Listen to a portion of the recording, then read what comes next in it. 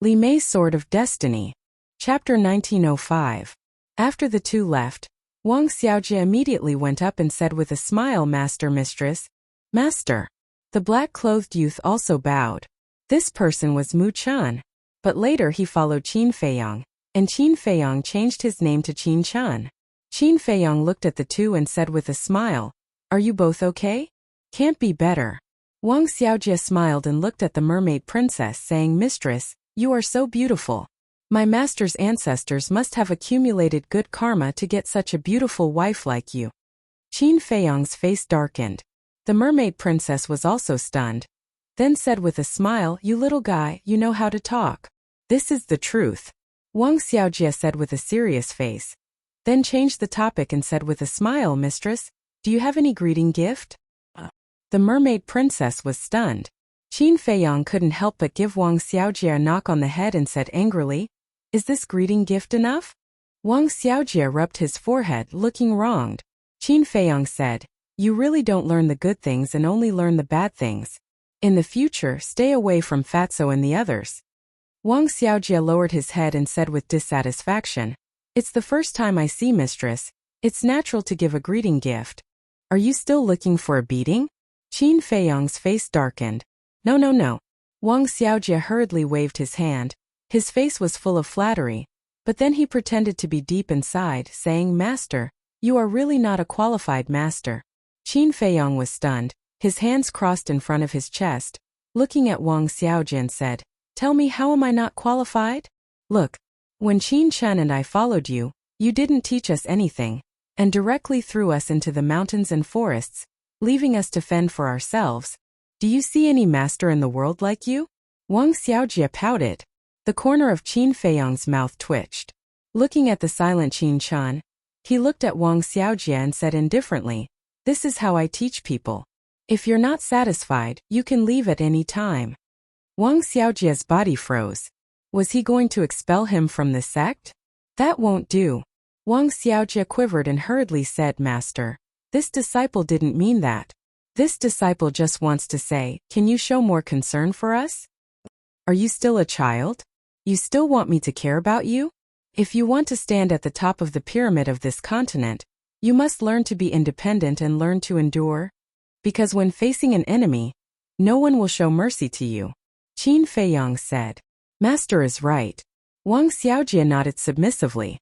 Originally, he wanted to gain some benefits, but he didn't expect that instead of gaining any benefits, he would be fiercely reprimanded. The losses outweighed the gains. Qin Feiyang looked at Qin Chan and asked, "What about you?" Qin Chan said, "I didn't think too much because I know that you're doing this for our own good.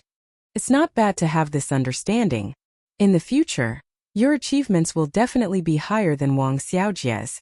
However, you must always remember who gave you all of this. You know what I mean, right?" Qin Feiyang said, "I know. Although I've changed my name to Qin Chen, the bloodline of the Mu family still flows in my body. Moreover, I'm the only one who's still alive in the current Mu family." "So you're worried that I'll rebel?" Qin Chen said. "You're indeed smart." Qin Feiyang praised with a smile. Qin Chen said, "I swear to the heavens that I'll never do anything to harm the great Qin dynasty." "I believe you." Qin Feiyang nodded and smiled. He waved his hand and said, Go and relax. Don't pull a long face all day." "Yes." Qin Chen nodded respectfully. Qin Feiyang looked at Wang Xiaojie and said, "You go too. Learn from him in the future." Wang Xiaojie pursed his lips and reluctantly followed Qin Chen to the fragrant Moon Inn. This Qin Chen is indeed a promising talent. However, this disciple of yours is not bad. There's no need to be so harsh on her. Mermaid Princess said, "If I don't be harsh on them now, it'll be the same as harming them. After all, I can't always protect them, right? Moreover, the great Qin dynasty will be their world in the future. Of course, I hope that they can go further and further." Qin Feiyang said. Mermaid Princess thought for a moment and nodded with a smile. "That's true. I hope they can understand your painstaking efforts. If they're really a promising talent, they'll understand." Qin Feiyang smiled and released his divine sense toward the imperial palace. "What are you looking for?" Mermaid Princess was suspicious. Qin Feiyang pondered for a moment and said with a smile, "You go to the banquet first. I'm going to meet someone. Okay. Mermaid Princess didn't ask much. She was very sensible. Qin Feiyong took a step forward and disappeared instantly. Imperial Palace Back Mountain. In a huge valley, tombs were neatly arranged in the valley.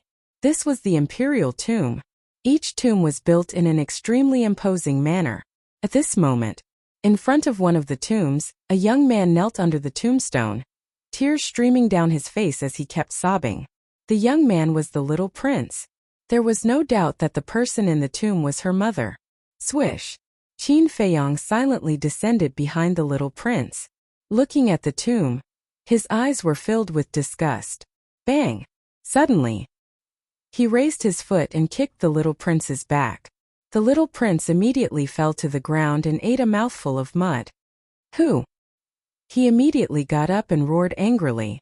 But when he turned around and saw that it was Qin Feiyong, a trace of fear suddenly appeared in his eyes.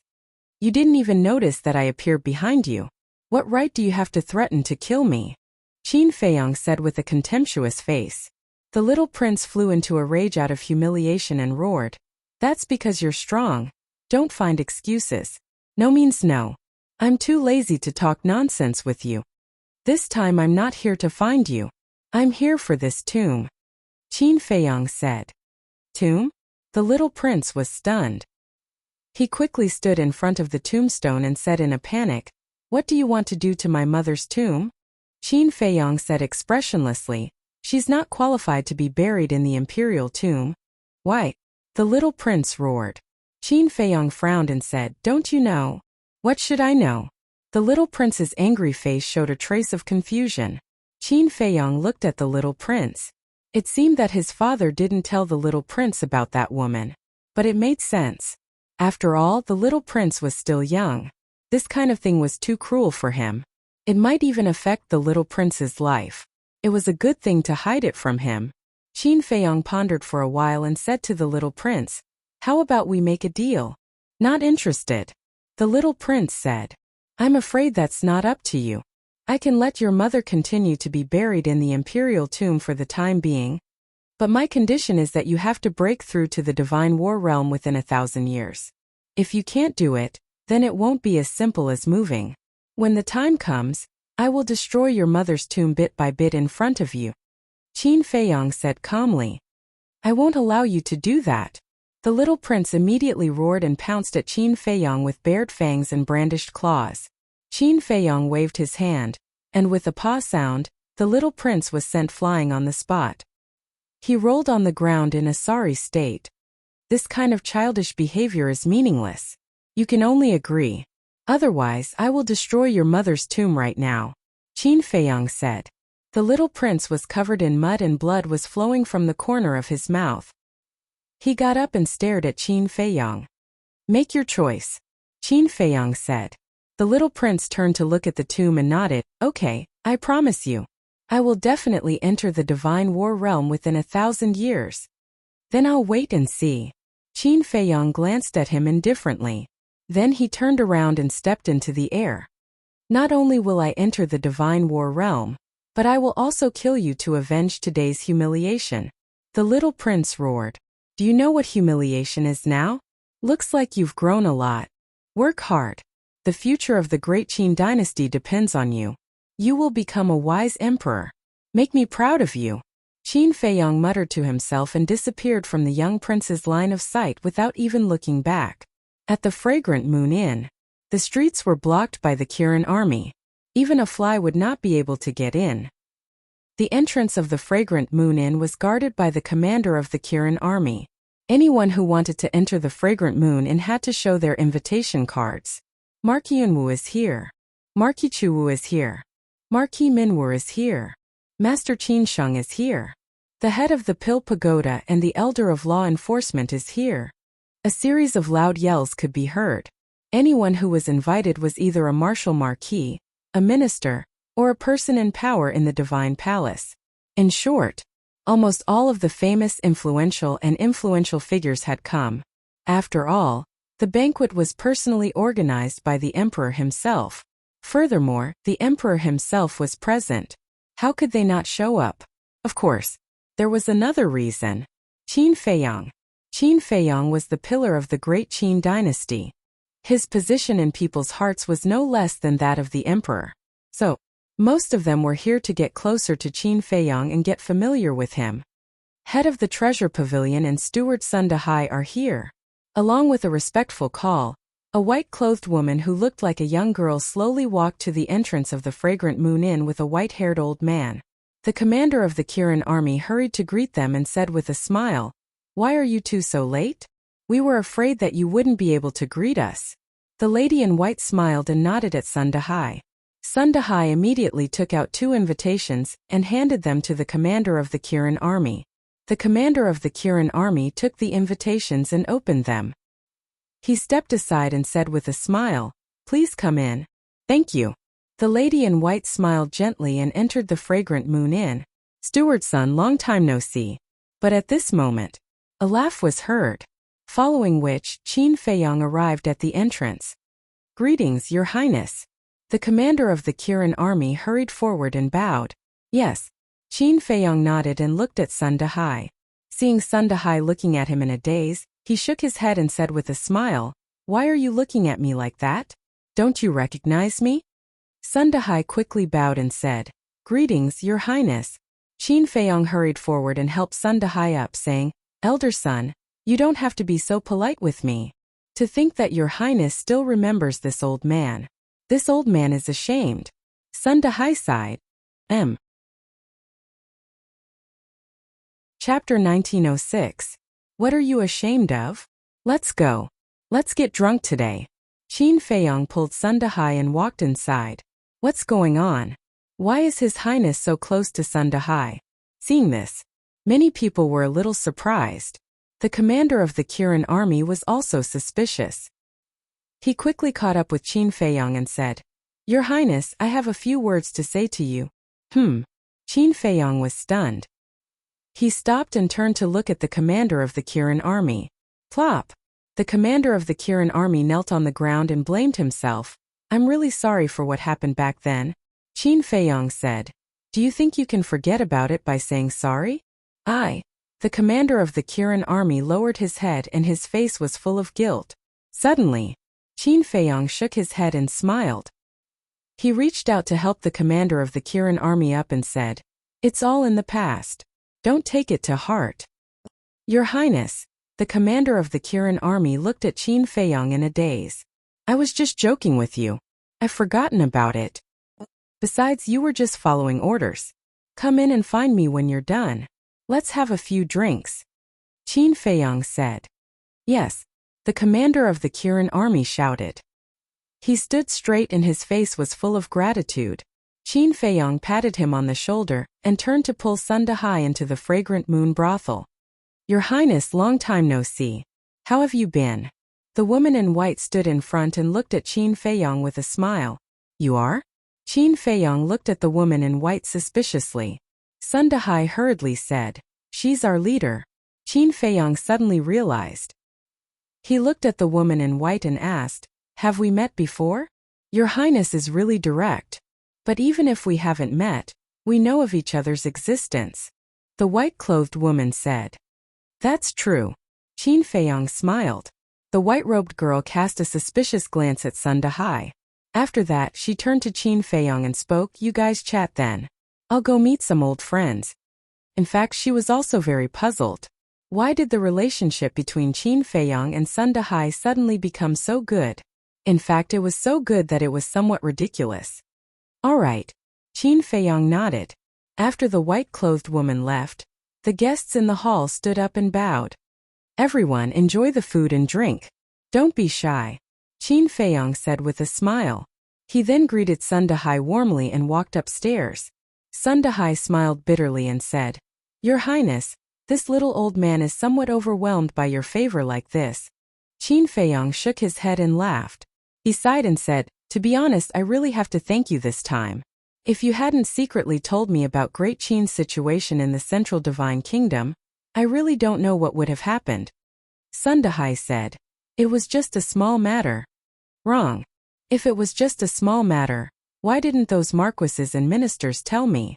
I know that they don't have confidence in me, and think that I can't defeat the demon ancestor." So they don't want to draw trouble to themselves. But you are different. You truly love Great Qin and don't want Great Qin to fall into the hands of the demon ancestor. You also trust me without a doubt. Just this trust alone is something that ordinary people can't compare to. Qin Feiyang said. Your Highness is too serious. As a citizen of Great Qin, it's only right that I care about Great Qin's safety. Sun Dahai shook his head and smiled. You're old, so don't be modest. If I lose this time and the demon ancestor finds out that you're the one who told him, you'll definitely be killed. So you risked your life to tell me the news. I, Qin Feiyang, will always remember this kindness, Qin Feiyang said. Sun Dahai stopped and looked at Qin Feiyang. Seeing that Qin Feiyang's expression was incomparably sincere, he said, with your Highness's words, this old man can die without regrets. Old man, when did you become so polite? Qin Feiyang rolled his eyes. Your Highness is so polite. How would I dare to be impudent? Sun Dahai said innocently. Qin Feiyang was stunned. Thinking back from the time he met Sun Dahai at the door until now, it seemed that he had been polite. Qin Feiyang laughed and said, my bad, my bad. I'll punish myself with 3 cups later. Seeing this, Sun Dahai couldn't help but laugh and said, Your Highness, if you really want to thank this old man, then don't say such polite words.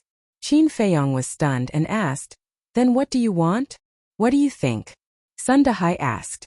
Qin Feiyang pondered for a while, looked around and asked in a low voice, You don't want the position of the pavilion master of the treasure pavilion, do you?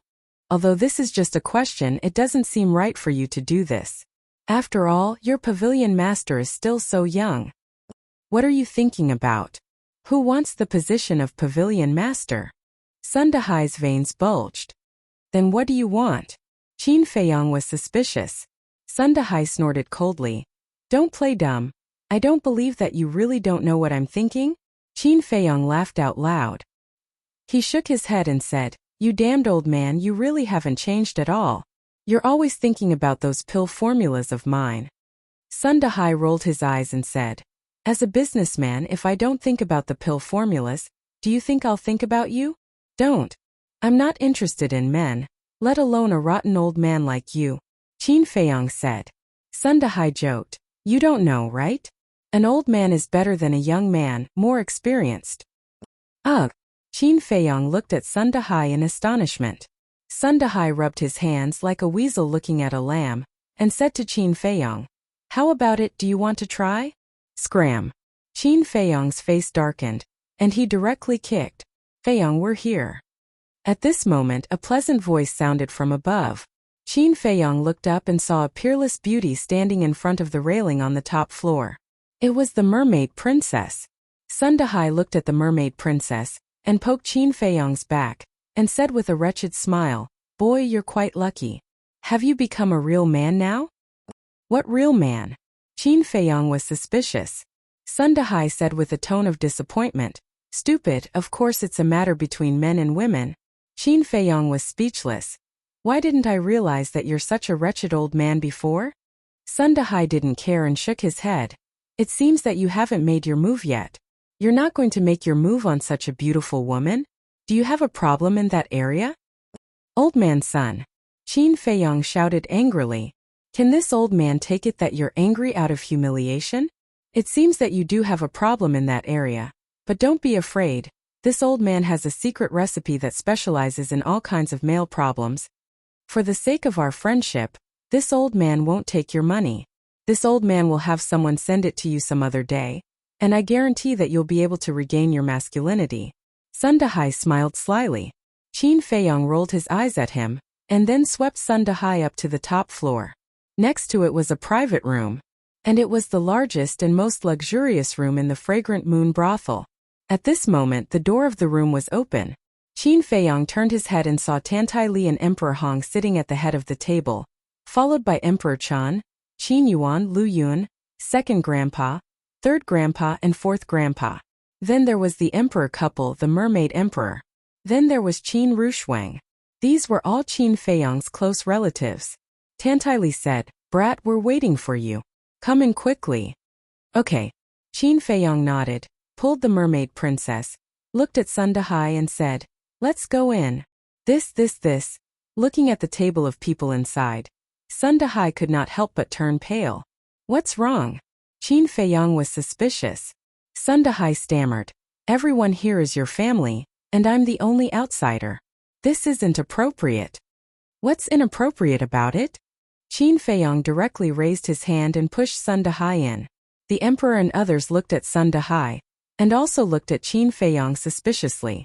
Although today was Ling Yunfei's wedding banquet, it was now equivalent to a family banquet. Naturally, a family banquet should be a family banquet. But why did Qin Feiyang let Sun Dahai in? Your Majesty, my lords, Sun Dahai stood inside the door with his head lowered, not daring to look at them. Qin Feiyang walked in with the mermaid princess, and then closed the door. Lu Chuyu asked, Feiyang, what's going on? Qin Feiyang pulled the mermaid princess to sit next to Qin Rushuang, and then briefly explained the situation. I see. Only then did everyone realize. Lu Chuyu smiled. Indeed, we should thank you properly. Elder son, don't be so reserved, quickly sit down. Yes, your majesty. Sun Dahai nodded, walked to the table timidly, and sat next to Qin Feiyang. Okay. After so many years, this is the first time our family has gathered together. Today, no national affairs, no worries, no trivial matters, we'll just talk about our family. Emperor Hong smiled. Yes. The last time we gathered together was when Feiyang was born. In the blink of an eye, Feiyang has not only grown up, but also found a wife. We old guys have to admit that we're old. Emperor Chun sighed. We're old, but on the wine table we can't lose to the young people. Lu Yun said as he got up to pour wine. Yes, let this kid know that we old people are not easy to bully. Emperor Hong nodded. Swish. A group of old men immediately stared at Qin Feiyang. Qin Feiyang's eyelids twitched, and he looked at everyone warily and said, What are you doing? Let me tell you, I'm not good at drinking at all. With so many elders here, even if you don't know how to drink, you have to drink. Not only you but your wife also has to drink. Qin Yuan chuckled. Qin Feiyang said helplessly, Uncle Yuan, why are you fooling around? Qin Yuan said, Silly boy, this is not fooling around. This is everyone's concern for you. After all, it's easier for you and your wife to do things when you're drunk, and we have a chance to hold grandchildren. Do things? Hold grandchildren? Qin Feiyang's face twitched. It turned out that this group of old people was planning this. But no matter how he looked at it, they were disrespectful. Qin Rushuang on the side laughed directly. Sun Dahai's face also turned red. When the mermaid princess heard that, she immediately lowered her head. Her face was so pale that it was almost dripping water. Imperial Palace, Bright Sky Palace. Qin Feiyang slowly opened his eyes, rubbed his swollen and painful forehead, and turned his head to look. A blissful smile immediately appeared on his face. Beside the bed, the mermaid princess was lying on the edge of the bed, her eyes slightly closed, and a faint smile hung on her crystal-clear face. Obviously, the mermaid princess had been waiting for him the whole night. Qin Feiyang raised his arm and gently tidied the hair on the mermaid princess' forehead. Then he slowly got out of bed, picked up the mermaid princess, and gently placed her on the bed. Although his movements were very gentle, it still woke the mermaid princess up. She opened her eyes, looked at Qin Feiyang, and said with a smile, You're awake. Qin Feiyang nodded and said with a smile, You've taken care of me the whole night. Rest for a while more. I'm not tired. The mermaid princess shook her head, sat up and moved from the side saying, Come up and chat with me for a while. All right. Qin Feiyang nodded and sat on the bed. The mermaid princess immediately snuggled into his arms. Qin Feiyang held the mermaid princess' hair in one hand and the mermaid princess' hand in the other. He smiled and said, What do you want to talk about? The mermaid princess said, When are you going to enter the miracle? Enter the miracle. Qin Feiyang muttered, pondered for a moment and shook his head. I don't know either. The mermaid princess asked, Are you reluctant to part with your current life? That's right. I didn't even dare to dream of a life like this before. Now that I finally have it, I really don't want to leave. Qin Feiyang sighed. The mermaid princess said, But you can't let go of the inner demons and big cousin's death. Let go? How is that possible? Qin Feiyong shook his head and sighed. The mermaid princess said, "How about this? Forget about these things for now and live well with Auntie and the others for a while. I'm afraid that the longer I stay, the more reluctant I will be." Qin Feiyong pondered for a moment and said, "Let's make a decision. Why don't we leave now?" "Now?" The mermaid princess raised her head and looked at Qin Feiyong in a daze. "Isn't this too fast? Although you've been awake for half a month, we've been in the sea of despair for this half a month and haven't been able to accompany Auntie and Uncle properly." Qin Feiyong was stunned and nodded. "You're right." The mermaid princess continued. "Besides, Fatso and Lu Hong just got married. If you leave with them, won't Lu Zheng and Li Yin kill you?" "Fatso? Lu Hong?" Qin Feiyong froze and smiled. "I don't plan on taking them with me." "You don't want to take them with you?" The mermaid princess was surprised. "As you said, they are already married. How can I let them take the risk with me? Not just Fatso and Lu Hong. I won't take the others or the beasts with me." Qin Feiyong said. The mermaid princess said, "White-eyed wolf, Zhao Tai Lai Yu Huang, the blood Kirin, and the willow tree. You won't take them with you?" "Of course they are different. I'm talking about Wang Zicheng and the black dragon snake. As for White-eyed wolf and Zhao Tai Lai, I will ask for their opinion first. If they want, they can continue to follow me. If they want to stay here and live the rest of their lives peacefully, I will give them my blessing." Qin Feiyong laughed. "I agree. After all, everyone has the right to choose." The mermaid princess smiled and said suspiciously, "But then again, why hasn't the white-eyed wolf come out yet? Ling Yunfei's castle doesn't have a time array. How can he be so fast?" Qin Feiyong shook his head and hugged the mermaid princess. He smiled and said, "Let's not talk about this first. Let's talk about the two of us." The mermaid princess blushed and said, "It's so early in the morning. What do you want to do? What do you think?" Qin Feiyong smiled wretchedly, and his two hands were very naughty. But suddenly, Qin Feiyong seemed to have found something. He glanced at the window and his expression suddenly froze. On the windowsill there was a palm-sized small beast. The small beast was golden all over. It was lying on the windowsill, staring at Qin Feiyong and the mermaid princess. Its golden eyes were full of ridicule.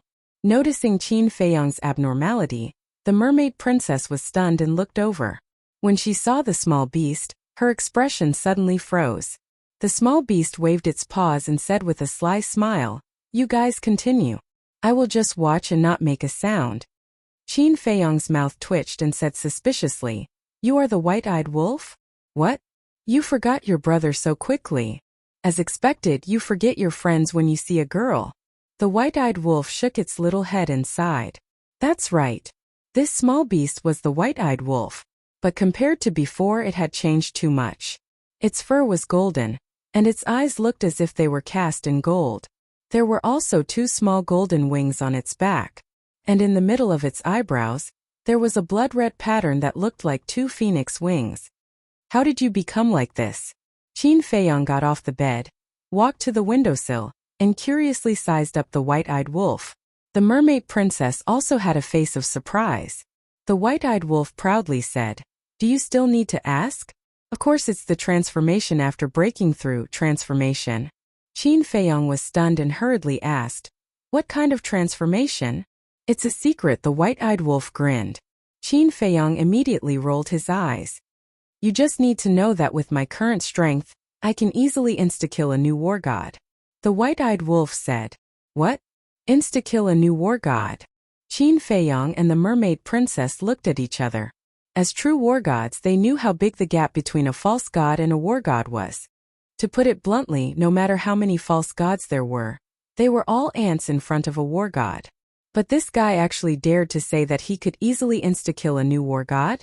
What kind of heaven-defying changes did it undergo after breaking through to the false god level? The white-eyed wolf looked at the two and said, "Don't keep asking me, do you want to continue or not?" The mermaid princess's face suddenly turned red. She looked at Qin Feiyong and said, "I'll go get some water, you wash up." Then she ran out as if she was running for her life. The white-eyed wolf glanced at the mermaid princess, then looked at Qin Feiyong and laughed. "Little Qinzi, it's not that I want to criticize you, but you're too far away from Ling Yunfei and the others. What do you mean?"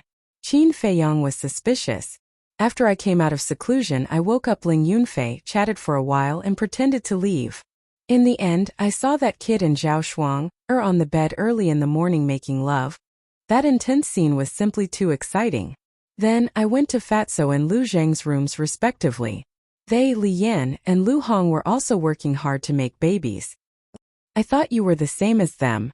Who would have thought that after dawdling for so long, I still didn't make a move? The white-eyed wolf shook his head and looked at Qin Feiyang with disdain in his eyes. Hearing those words, the veins on Qin Feiyang's forehead started to bulge violently. Peeping as soon as he came out of seclusion? And peeping one by one, how could he be so shameless? If Ling Yunfei and the others knew about this, it would probably leave a shadow in their hearts for the rest of their lives. Qin Feiyang glared at it and said, "Cut the crap. Since you're already here, you must have heard our conversation." "Yes." The white-eyed wolf nodded and asked, "What's wrong?" Qin Feiyang said, "Do you want to stay here, or do you want to go to the miracle with me? Isn't that obvious?" "Of course I want to go to the miracle. I want to destroy that small beast with my own hands and avenge the inner demons." The white-eyed wolf snorted coldly. Chapter 1908. The mermaid princess just walked in with a basin of water. Hearing the white-eyed wolf's words, she said, "The small beast and the ice dragon are so strong. It's best not to offend them for the time being. Don't worry, this brother still has this bit of self-awareness." After the white-eyed wolf finished speaking, he looked at the mermaid princess and laughed. "When are you going to make a baby? Let this brother watch from the side. Get lost." Qin Feiyang's face darkened, and with a slap, the white-eyed wolf suddenly flew out like a meteorite. The mermaid princess shook her head and laughed. "As soon as this wolf cub comes out, the capital will definitely be lively again." Needless to say, before it peeped at us, it had already gone to peep at Ling Yunfei and the others. Qin Feiyang said helplessly, "Peep." The mermaid princess was stunned and asked, "Then did it see anything?" "It saw everything it should see, and it also saw everything it shouldn't see." Qin Feiyang shook his head. The mermaid princess was stunned to the extreme and couldn't help but laugh. While twisting the towel, she said, "This ruffian wolf really knows how to mess around. Get used to it." Qin Feiyang took the towel and washed up well. His whole person became refreshed and said with a smile, "As you said, forget about those things for the time being and accompany mother and the others." The mermaid princess nodded. "Bastard Wolf King, what are you doing?" Suddenly, an angry roar sounded. Qin Feiyang was stunned and looked at the mermaid princess. "This seems to be father's voice?" "What do you mean it seems to be? It's uncle's voice." "Such a big temper. It seems that this ruffian wolf must have done something good again," the mermaid princess said. "It's really worrisome." Qin Feiyang rubbed his forehead and said, "I'll go take a look." The mermaid princess nodded. Whoosh! Qin Feiyang flickered and appeared above Bright Sky Palace. Looking in the direction of the voice, he saw the white-eyed wolf flash in front of him and disappear in the direction of the first district. Following closely, the emperor also caught up. He didn't even wear his dragon robe, only a coat. His expression was full of anger. Qin Feiyang hurried over and asked, "Father, what's wrong?" The emperor was so angry that his face turned black. He said, "Can you look after it for me? It's simply lawless." "What did it do?" Qin Feiyang was suspicious. It actually came to peep at me and your mother. Don't you think that's too much?" The emperor said furiously. "Ugh." Qin Feiyang was stunned. He looked at Deity from head to toe. No wonder he came out with a coat. It turned out that he hadn't gotten up yet. Wait a minute. Even if he didn't get out of bed and peeked at her, there was no need to be so angry, right? Could it be? Qin Feiyang looked at the emperor, and his eyes immediately became strange. "What are you looking at?" The emperor frowned.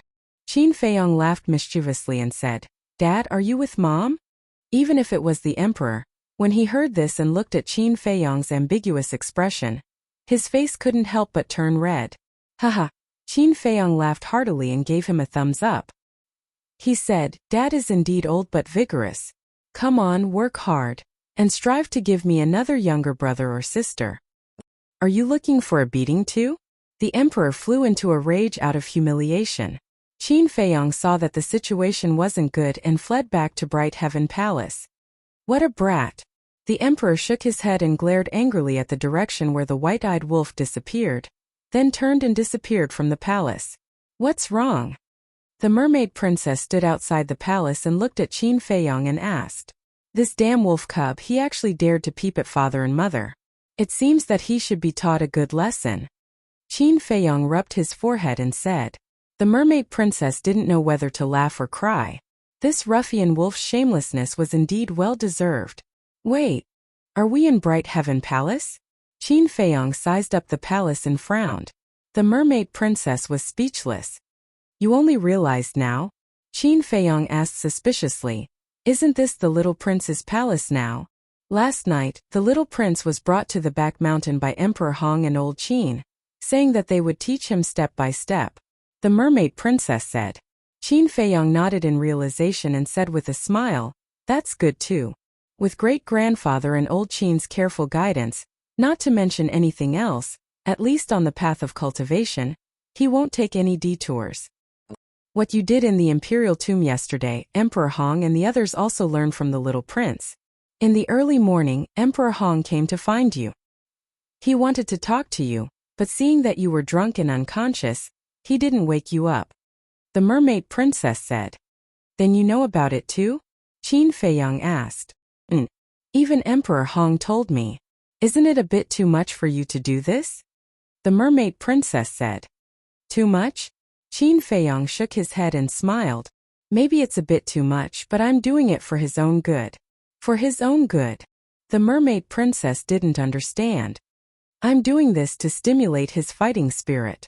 Think about it, what does he care about the most now? Isn't it his mother's grave? In order to let his mother's grave continue to be buried in the imperial tomb, he will definitely work hard. Qin Feiyong laughed. So that's how it is. The mermaid princess nodded. Qin Feiyong said, let's go. Let's go to great-grandfather's place and do one more thing. What is it? The mermaid princess was suspicious. You'll know later. Qin Feiyong smiled, hugged the mermaid princess, and stepped into the air step by step. Imperial Palace's back mountain.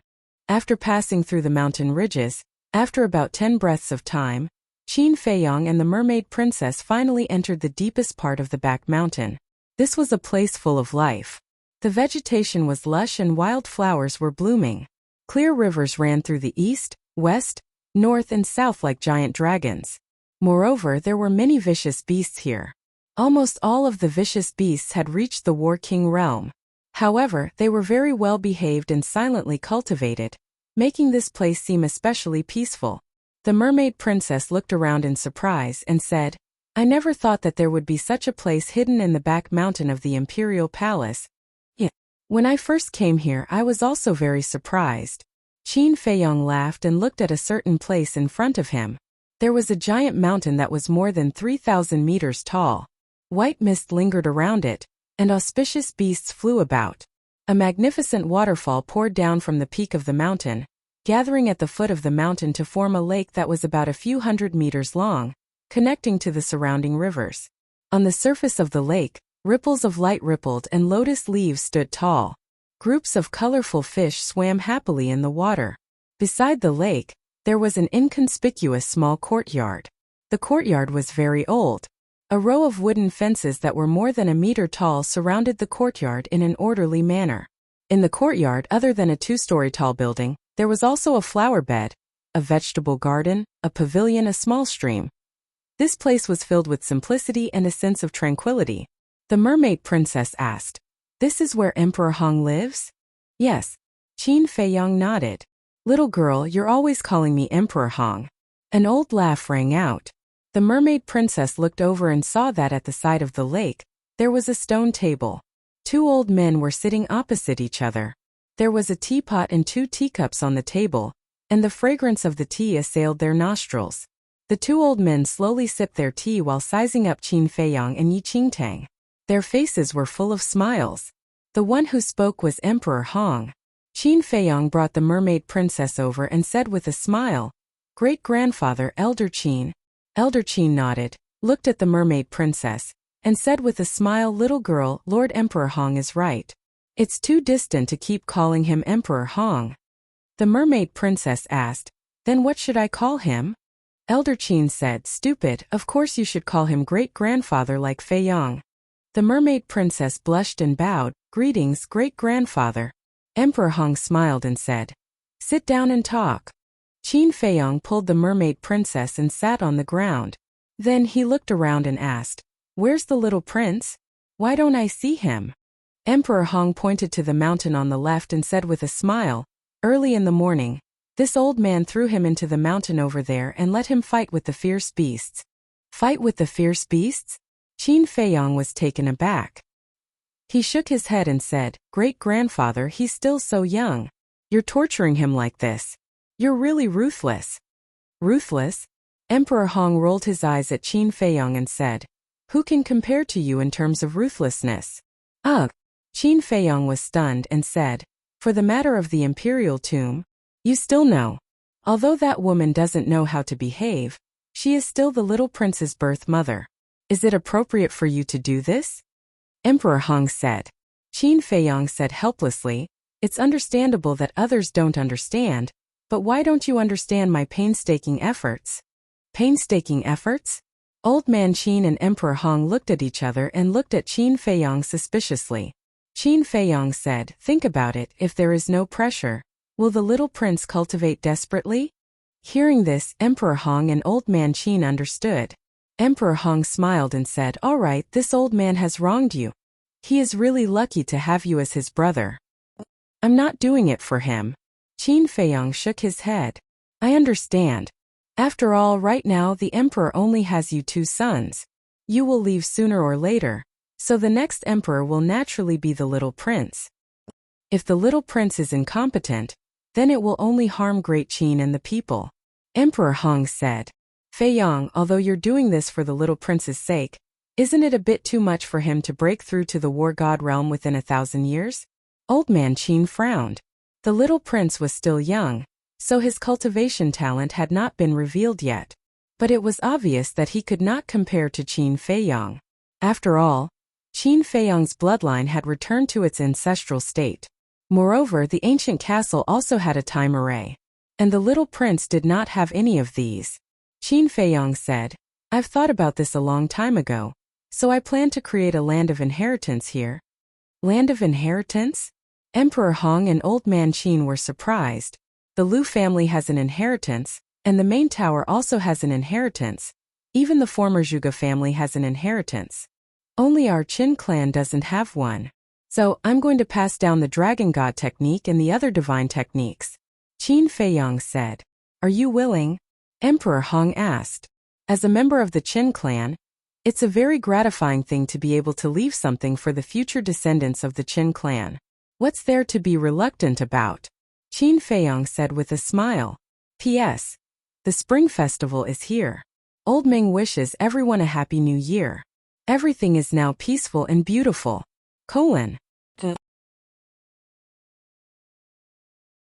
Chapter 1909. The mermaid princess reminded him, "Feiyong, have you forgotten? The Qin clan also has a heritage in the sacred land of the mermaid clan."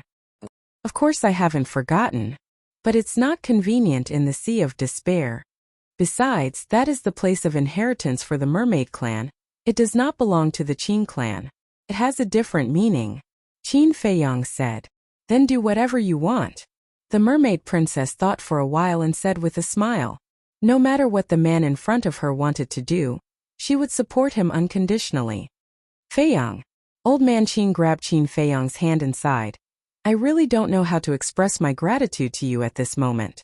No, it's respect." "Old Man Qin, you're wrong. This is what I should do and it's my duty," Qin Feiyong said helplessly.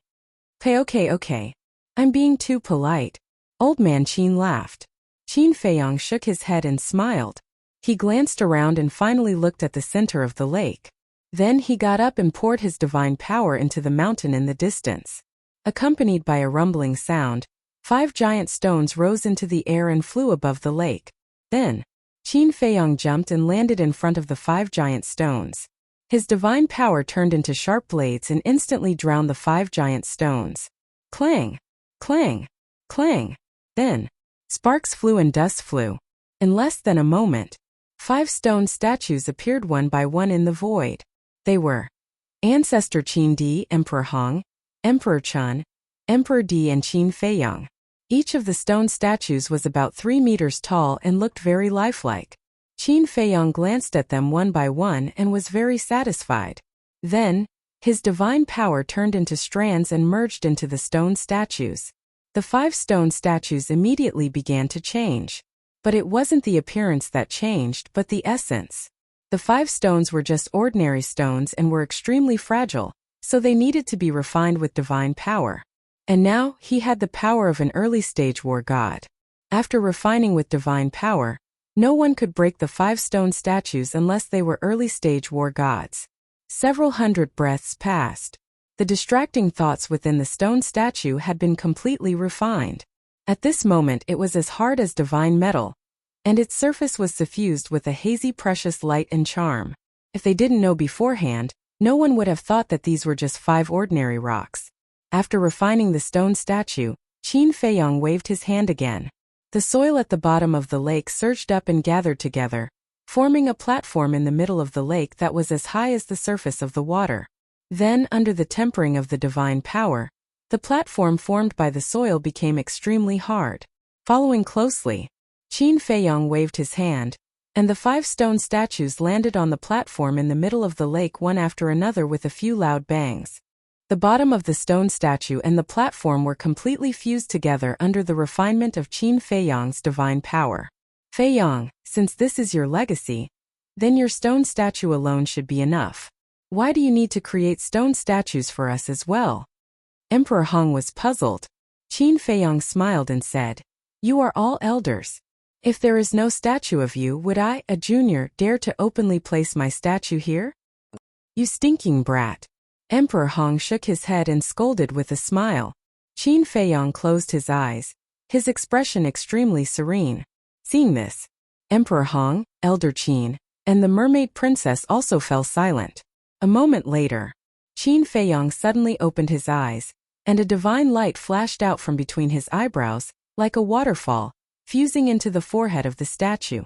Each of those divine lights represented a type of deity art.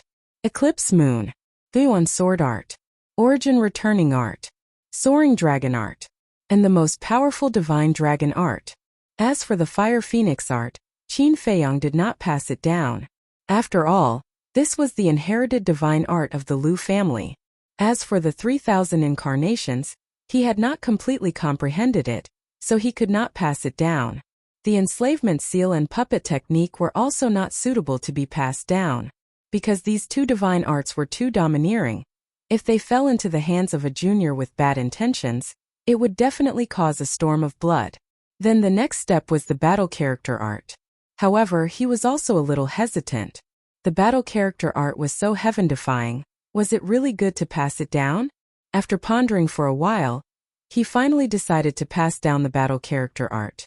After all, the ones who benefited were not outsiders, but the descendants of the Qin clan. He closed his eyes again. However, gradually his brows furrowed. What's wrong? Emperor Hong and the other 2 looked at him in confusion. Qin Feiyang opened his eyes and said helplessly, "I originally wanted to leave behind the battle character art, but this battle character art seems to be unable to be passed down." Unable to be passed down? The 3 of them looked at each other. Mermaid Princess asked, "Could it be that you haven't comprehended it thoroughly?" "Impossible, because I relied on the battle character art to become a god." Qin Feiyang shook his head. "Then what's going on?" The 3 of them were suspicious. Qin Feiyang said with a wry smile, "There's only one explanation. This battle character art is unique." Emperor Hong said with a smile, "If that's the case, then don't force it. Leaving behind so many divine arts is enough." Qin Feiyang nodded, and drops of purple gold dragon blood kept floating out from his chest. As the purple gold dragon blood kept appearing, Qin Feiyang's face slowly turned pale. The mermaid princess asked in surprise, "What are you doing now?" Qin Feiyang did not answer. About 100 breaths later, there were as many as 50 drops of purple gold dragon blood in the void in front of them. Each drop of purple gold dragon blood was like a gem, exuding a mighty divine dragon's aura. Qin Feiyang looked at Emperor Hong and said, "Great-grandfather, these purple gold dragon blood essences are left for the descendants of the Qin clan. You must take good care of them. Also remember, you can only give them one drop after their bloodline awakens." "You mean?" Emperor Hong was surprised. "That's right.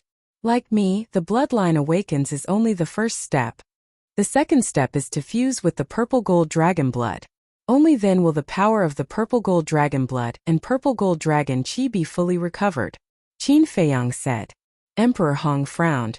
"Although it's not bad, it requires the blood of a real purple gold dragon. Is your blood useful?" "Although I'm not a real purple gold dragon, these 50 drops of blood are all refined from my bloodline power. They can be compared to the purple gold dragon blood. Moreover, the drop of divine dragon blood that the ancestor left in the imperial jade seal was actually not the blood of the purple gold dragon. According to my analysis at that time, it should be a drop of blood essence refined from the bloodline power of the ancestor," Qin Feiyang said. "So that's how it is." Emperor Hong suddenly realized. He took out a jade pendant and carefully put away the 50 drops of blood essence. Qin Feiyang looked at old Qin and said, "I'll have to trouble you to prepare a brush, ink, paper and inkstone for me." "All right." Old man Qin nodded and hurriedly moved the teacup away. Then he took out an inkstone, ink, a brush, and a piece of pure white paper from the Qinkuan bag. Qin Feiyang said, "One is not enough, take more." Old man Qin was startled. He simply took out a large stack and placed it on the stone table. Qin Feiyang sat in front of the stone table, looking at the paper, concentrating. The mermaid princess immediately squatted at the side and helped grind the ink. Seeing this, old man Qin secretly laughed. What an obedient and sensible girl. That's right. With her taking care of Feiyang, even if Feiyang goes to the divine ruins in the future, this old man will be at ease. Emperor Hong sent a sound transmission. Then, the two of them curiously lowered their heads and looked at Qin Feiyang. What did this kid need so much paper to write? Qin Feiyang calmed himself down for a moment, then grabbed the brush and began to write. The first thing that appeared on the paper was the words potential pill. Potential pill. Could it be that he left behind those pill formulas? Emperor Hong and old man Qin looked at each other, their eyes full of surprise. Shwa shwa. Not long later, the first piece of paper was filled. Every word on it was like iron hooks and silver strokes, vigorous and powerful. Qin Feiyang picked up the paper and looked at it seriously. Then, he put it aside and began to write on the next page. Potential pill. About half an hour passed. Qin Feiyang let out a long breath and finally put down the brush in his hand. A smile also appeared on his old face. Great-grandfather, these are the potential pill, small fortune pill, big fortune pill, 9 Chu yellow dragon pill, 9 turn dragon blood pill, 5 elements universe pill.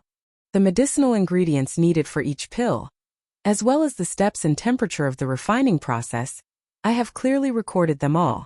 Find a time to organize them. At that time you can keep them yourself or give them to father. In short, they can't fall into the hands of others. Qin Feiyang stood up and looked at Emperor Hong, reminding him. This old man understands. Emperor Hong nodded. This is all I can do. From now on, how far our Qin clan will develop will all depend on the efforts of the future generations. Qin Feiyang smiled. Don't worry, they definitely won't let you down. Emperor Hong said. I hope so. Then grandson won't disturb the two elders. After saying that, Qin Feiyang pulled the mermaid princess and stepped into the air. This child is truly my great Qin's fortune. Looking at Qin Feiyang disappearing step by step, Emperor Hong sighed. Yes. He is destined to be the one to rewrite the fate of our great Qin. Old man Qin also praised. Back to Qin Feiyang. After leaving Emperor Hong and old man Qin's sight, his body swayed, and blood flowed out from the corner of his mouth. What happened to you? Mermaid Princess's expression changed as she hurriedly supported Qin Feiyang and asked with concern. It's just that I refined too much blood essence and damaged my vitality. I'll be fine after resting for a while. Qin Feiyang waved his hand and said. Speaking of which, I want to scold you. Refining 50 drops of blood essence in one go. Aren't you playing with your life? Mermaid Princess glared at Qin Feiyang and said. Qin Feiyong laughed and said, "Then why didn't you scold me just now?" Mermaid Princess said, "Just now. It was because great-grandfather and old man Qin were here. I had to give you some face." All right, I won't do it again. Even if it's not for myself, it's for you, for our future children. Take good care of yourself." Qin Feiyong lovingly stroked Mermaid Princess's forehead and said with a smile, "It's good that you know." Mermaid Princess rolled her eyes at Qin Feiyong, then supported Qin Feiyong and walked towards the imperial palace step by step, her face full of heartache. Chapter 1910. The following days could only be described as relaxing. He either went shopping with his mother or chatted, drank tea, and played chess with the elders like Emperor Chun. For Qin Feiyong this was like a dream. First he was not used to it, because before, he had never thought that he would have such a day. In the blink of an eye, half a year passed. It had been half a year since the battle at the Sea of Reincarnation. The matter of the demon ancestor and Mu Tianyang had almost been forgotten. And whether it was the Great Qin or the Forgotten Continent, they had entered an unprecedented period of peace. But Qin Feiyong had never been forgotten. In everyone's eyes he was still the savior of the world. It was also on this day. Suddenly, a piece of great news came from the Lu family. Lu Hong was pregnant. After hearing this news, the emperor and his wife immediately brought a lot of tonics and called Qin Feiyong and the Mermaid Princess to go to the Lu family. And after the news spread, people like the white-eyed wolf Luo Qingzhu and Feng Ling Heir, who were close to the Lu family, also hurried to the Lu family. This day, the Lu family, a quiet little village, was unprecedentedly lively. The happiest people were Lu Yun, second grandpa, third grandpa and fourth grandpa, because ever since Lu Hong and Lu Zheng got married, they had been looking forward to it. In the room, Lu Hong was lying on the bed, and Lu Zheng was sitting beside her with a happy smile on his face. The white-eyed wolf sat on the edge of the bed like a normal person, his paw pressed on Lu Hong's wrist. After a long time he nodded and said, "According to the pulse, this little guy will definitely have a good bone structure and extraordinary talent in the future." Lu Hong was stunned and speechless. She said, "Brother Wolf, how come I didn't know that you can read fortunes? Are you kidding me? Who am I? In this world, is there anything that I can't do?" The white-eyed wolf smiled proudly. "I'm calling you fat and you're panting." Lu Qiuyu rolled her eyes and pushed the white-eyed wolf away. Sitting by the bed, she grabbed Lu Hong's hand and said with a smile, "You're no longer alone in the future. You must take good care of yourself." After that, Lu Qiuyu then looked at Lu Zheng and scolded, "And you brat, don't make Lu Hong angry at this time. Auntie, she has 2 amulets now. One is the fetus in the womb, and the other is the supreme-grade divine artifact, Dragon Vein Sword. Tell me, how would I dare to make her angry?" Lu Zheng felt wronged. When everyone heard this, they could not help roaring with laughter. Lu Zheng glanced at Qin Feiyong and said, "Little cousin, this is your first nephew. Aren't you going to express your gratitude?"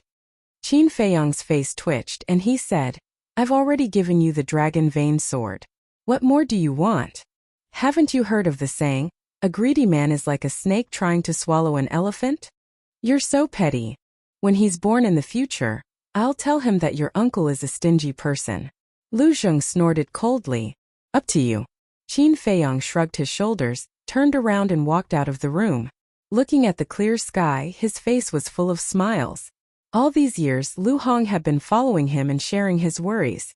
It could be said that she had contributed a lot. So, he was really happy to see that Lu Hong had a good home. The emperor walked to Qin Feiyong's side without saying a word and sighed. "Feiyong, father also wants to hold a grandson." Qin Feiyong was stunned. He turned his head and looked at the emperor helplessly. He smiled and said, "It's more practical to have a few more sons and daughters with mother." "Brat." The emperor glared at him and asked, "When are you leaving?" Qin Feiyong pondered for a moment and said with a smile, "I've already rested for more than half a year. It's time to move on. Let's do it today." "Today?" The emperor's eyes trembled and he said, "Do you need to be in such a hurry? At least give us some time to send you off." "I don't want to alarm everyone." Qin Feiyong shook his head. In the past 6 months he had asked the golden leopard, the blood Kirin, Zhao Tailai, Chuili, Tang Hai, the willow tree, and Yu Huang. No one hesitated. No matter where he went, they would always follow him. The emperor looked deeply at Qin Feiyong and sighed. Fine, but there is one thing you must remember. This will always be your home. Qin Feiyong's body trembled slightly. He lowered his head and said, "Thank you, father." "Silly boy, the person who should be thanking you the most should be me. Thank you for choosing to forgive me." The emperor smiled. Qin Feiyong smiled and turned to look at the emperor. However, he found that everyone was standing behind him. Even Lu Hong had gotten up and stood with Lu Zheng. She looked at Qin Feiyong with a sad expression. "You guys?" Qin Feiyong was startled. He cautiously asked, "You couldn't have heard it, right?" "Nonsense. We're not deaf." Lu Zheng stared at Qin Feiyong angrily. Qin Feiyong smiled awkwardly. "We were quite happy that Hong was pregnant, but you suddenly made such a scene. Aren't you trying to ruin our mood?" Lu Zheng said. I'm sorry. Qin Feiyong quickly apologized. Lu Hong frowned and said, "Lu Zheng, can you not be so rude?" Lu Zheng's expression froze and he said unhappily, "Hong, why are you still helping him? Shouldn't husband and wife be united?" Lu Hong rolled her eyes at him and walked in front of Qin Feiyong. She asked, "Can't you wait a little longer?" "Wait for what?" Qin Feiyong was suspicious. Lu Hong said, "When I give birth to the baby, we'll go with you." Hong is right. There's strength in numbers. Lu Zheng nodded. "No." Before Qin Feiyong could speak, the 4 grandfathers of the Lu family hurriedly shouted. Lu Hong and Lu Zheng looked at the 4 grandfathers in shock. "Girl Zhenger, if you go to the miracle site too, who will take care of the child?" "That's right. Parents are important to the child. A child without parents is like an orphan. It looks very pitiful. In short, you must stay in Great Qin. And you must work hard and have a few more children." The 4 grandfathers' attitude was very firm. Lu Zheng looked at the 4 grandfathers and frowned. "What about Big Brother's revenge?" Lu Yun said, "Leave this matter to Feiyong. You don't have to worry." Lu Zheng was stunned. He looked at Lu Yun and said angrily, "The one who died is my biological brother. You tell me not to worry? Is that possible?" Lu Yun snorted and said, "Boy, don't say that I look down on you. Even if you go, you won't be of much help. Instead, you will be a burden to your little cousin." "Old man, is this what a grandfather should say?" When Lu Zheng heard this, he immediately became angry. Lu Yun was Lu Zheng's biological grandfather. Lu Yun said, "I'm just telling the truth." Lu Zheng's eyes widened in anger. "What about me?" Lu Yun was also fuming with anger. Looking at the old man and the young man, Qin Feiyong was at a loss for a moment. Lu Chuyu glared at Qin Feiyong and said, "Brat, it's all your fault." "My fault?" Qin Feiyong was stunned. What did this have to do with him? Everyone was in a good mood, but you suddenly said that you wanted to leave, and you left in such a hurry. If it's not your fault, whose fault is it? Lu Chuyu was unwilling. In fact, no matter how much she said, she just couldn't bear to let Qin Feiyong go. Yes. It's all my fault." Qin Feiyong smiled bitterly. Of course he knew that his mother didn't really blame him. How could he want to leave? But there were some things that he had to face. Lu Hong glanced at everyone and sighed secretly. She grabbed Lu Zheng's ear and said angrily, "You've got guts, haven't you? You even dare to talk back to your grandfather."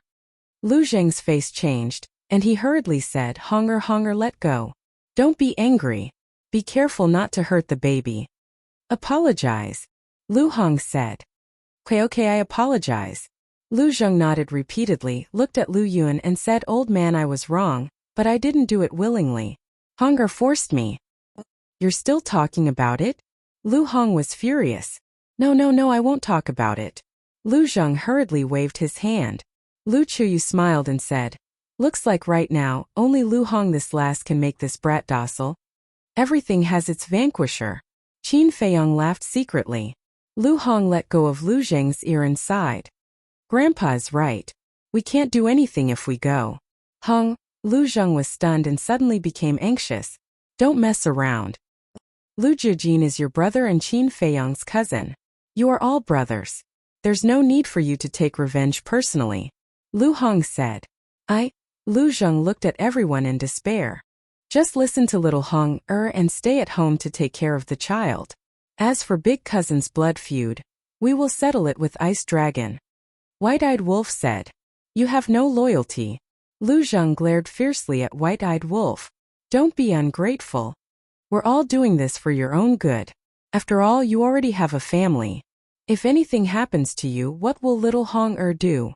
What about the child in little Hong-er's belly?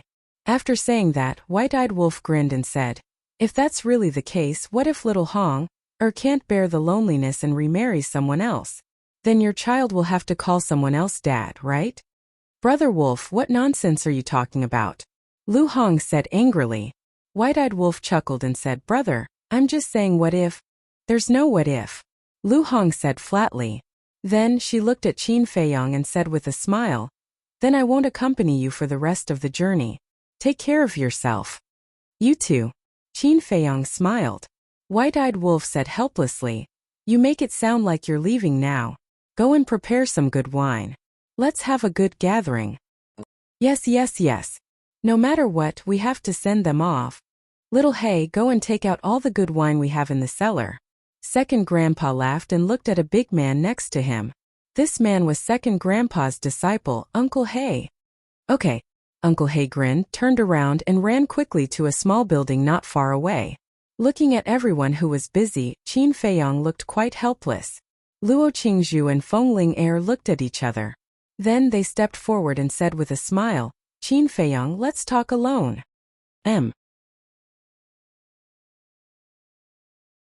Hunger, don't be angry. Be careful of our child. Is it fun to scare others? Lu Hong glanced at him angrily. She walked up to the mermaid princess and said with a smile, they're all talking nonsense. Don't mind them. I'm not. Mermaid princess shook her head. Although she said that, her eyes were getting redder and redder. Did you see that? It's all your fault. Lu Hong glared fiercely at Lu Zheng and White-Eyed Wolf. White-Eyed Wolf said, but we're not wrong. Luo Qingzhu used to be interested in little Qin Zi. Outside the village, on a patch of grass, Qin Feiyong stood against the wind and breathed in the fresh air. His body and mind were extremely comfortable. Luo Qingzhu and Feng Ling stood behind Qin Feiyong. They looked at the man in front of them with complicated expressions. Thinking back to when they were in Iron Ox Town and Black Bear City, although this person was also amazing, who would have thought that he would have today's achievements? The world was really unpredictable.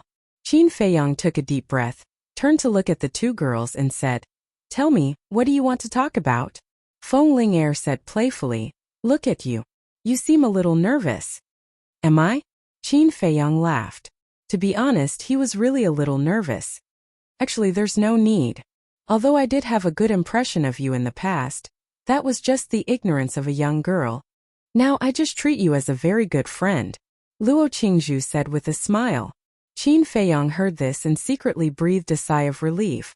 Luo Qingzhu said, actually, we're not looking for you to confess to you, nor to go to the miracle site with you.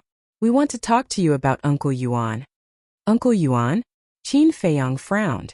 Luo Qingzhu said, you know about Uncle Yuan's situation, right? What's the situation? Qin Feiyong was suspicious. Luo Qingzhu said, it's about him being unable to cultivate. Qin Feiyong said in realization, so it's about that. I know.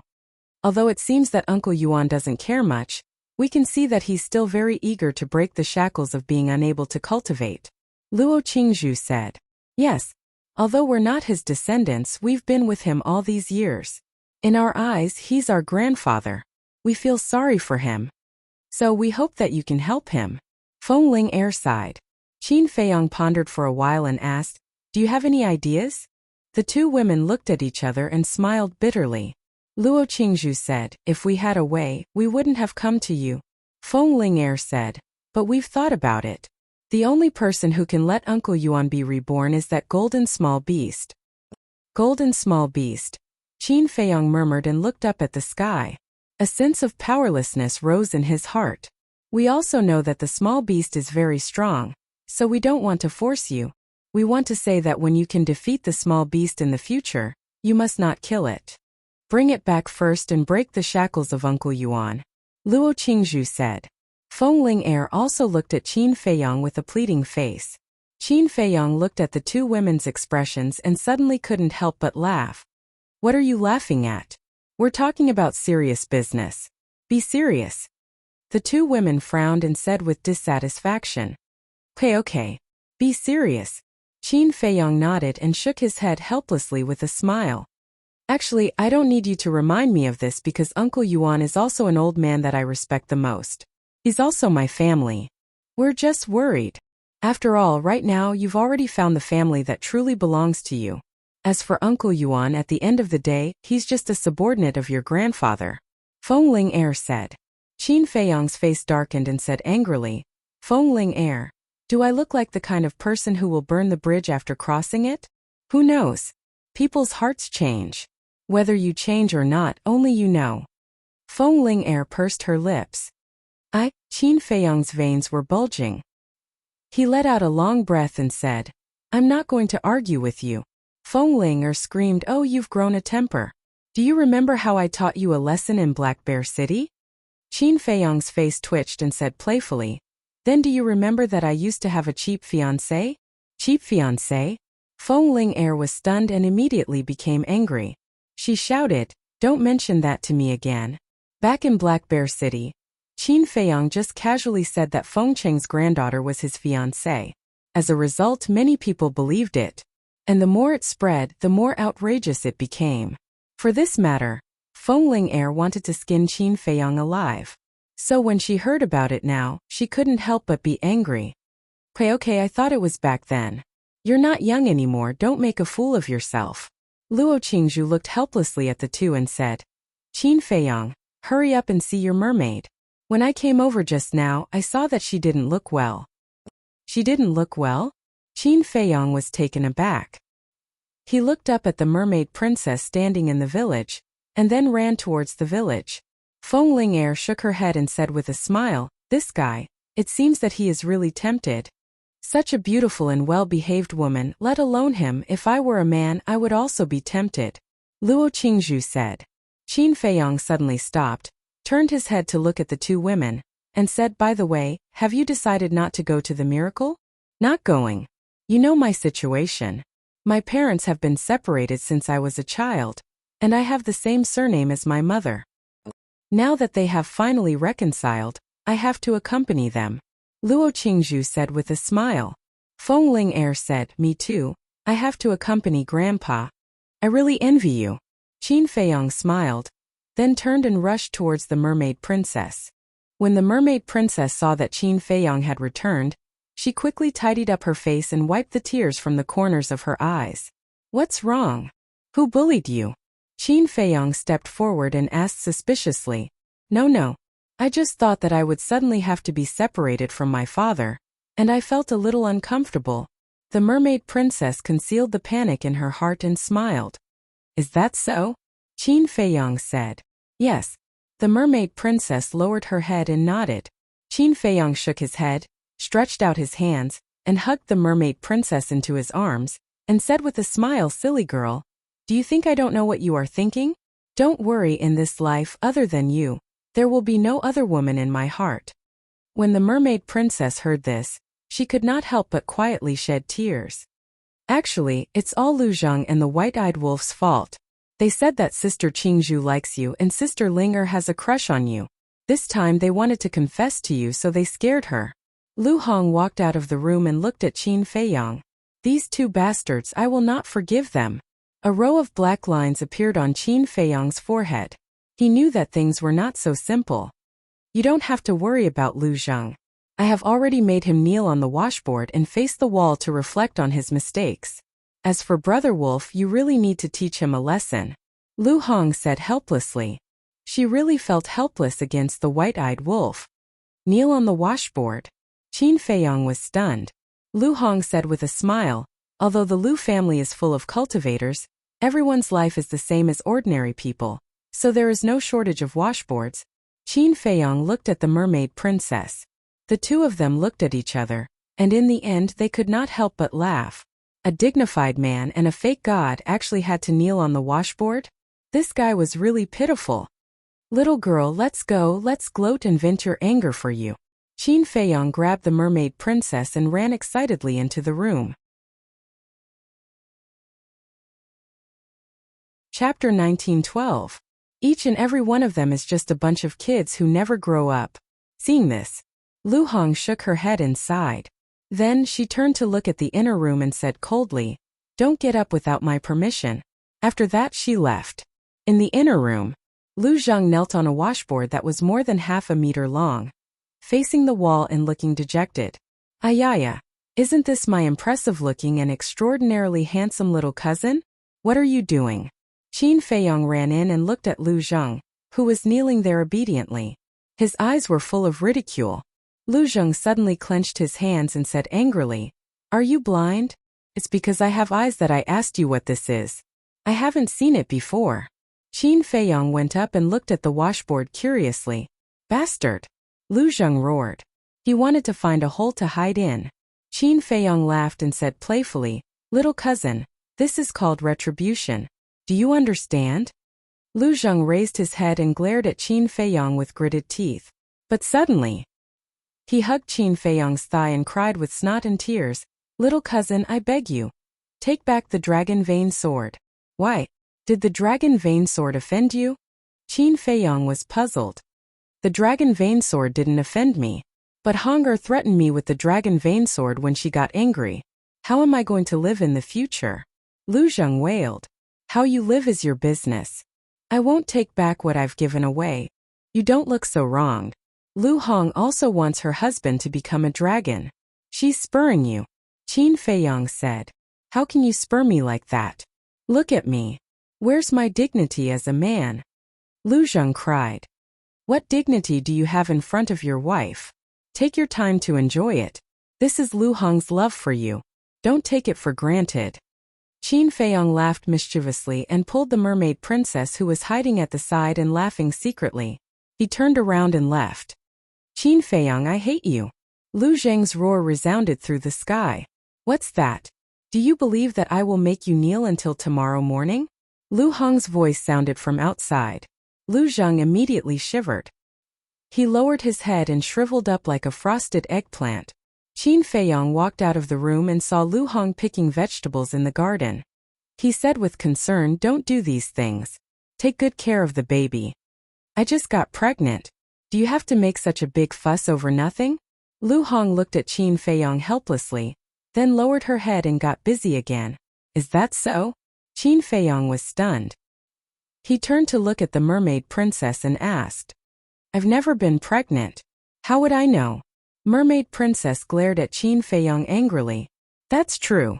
Qin Feiyong smiled awkwardly. Whoosh! Suddenly, 3 figures appeared in the sky. Qin Feiyong looked up and said in surprise, "Why are you here?" Old Master Li laughed and said, "Grandpa, how can you talk about your own granddaughter like that?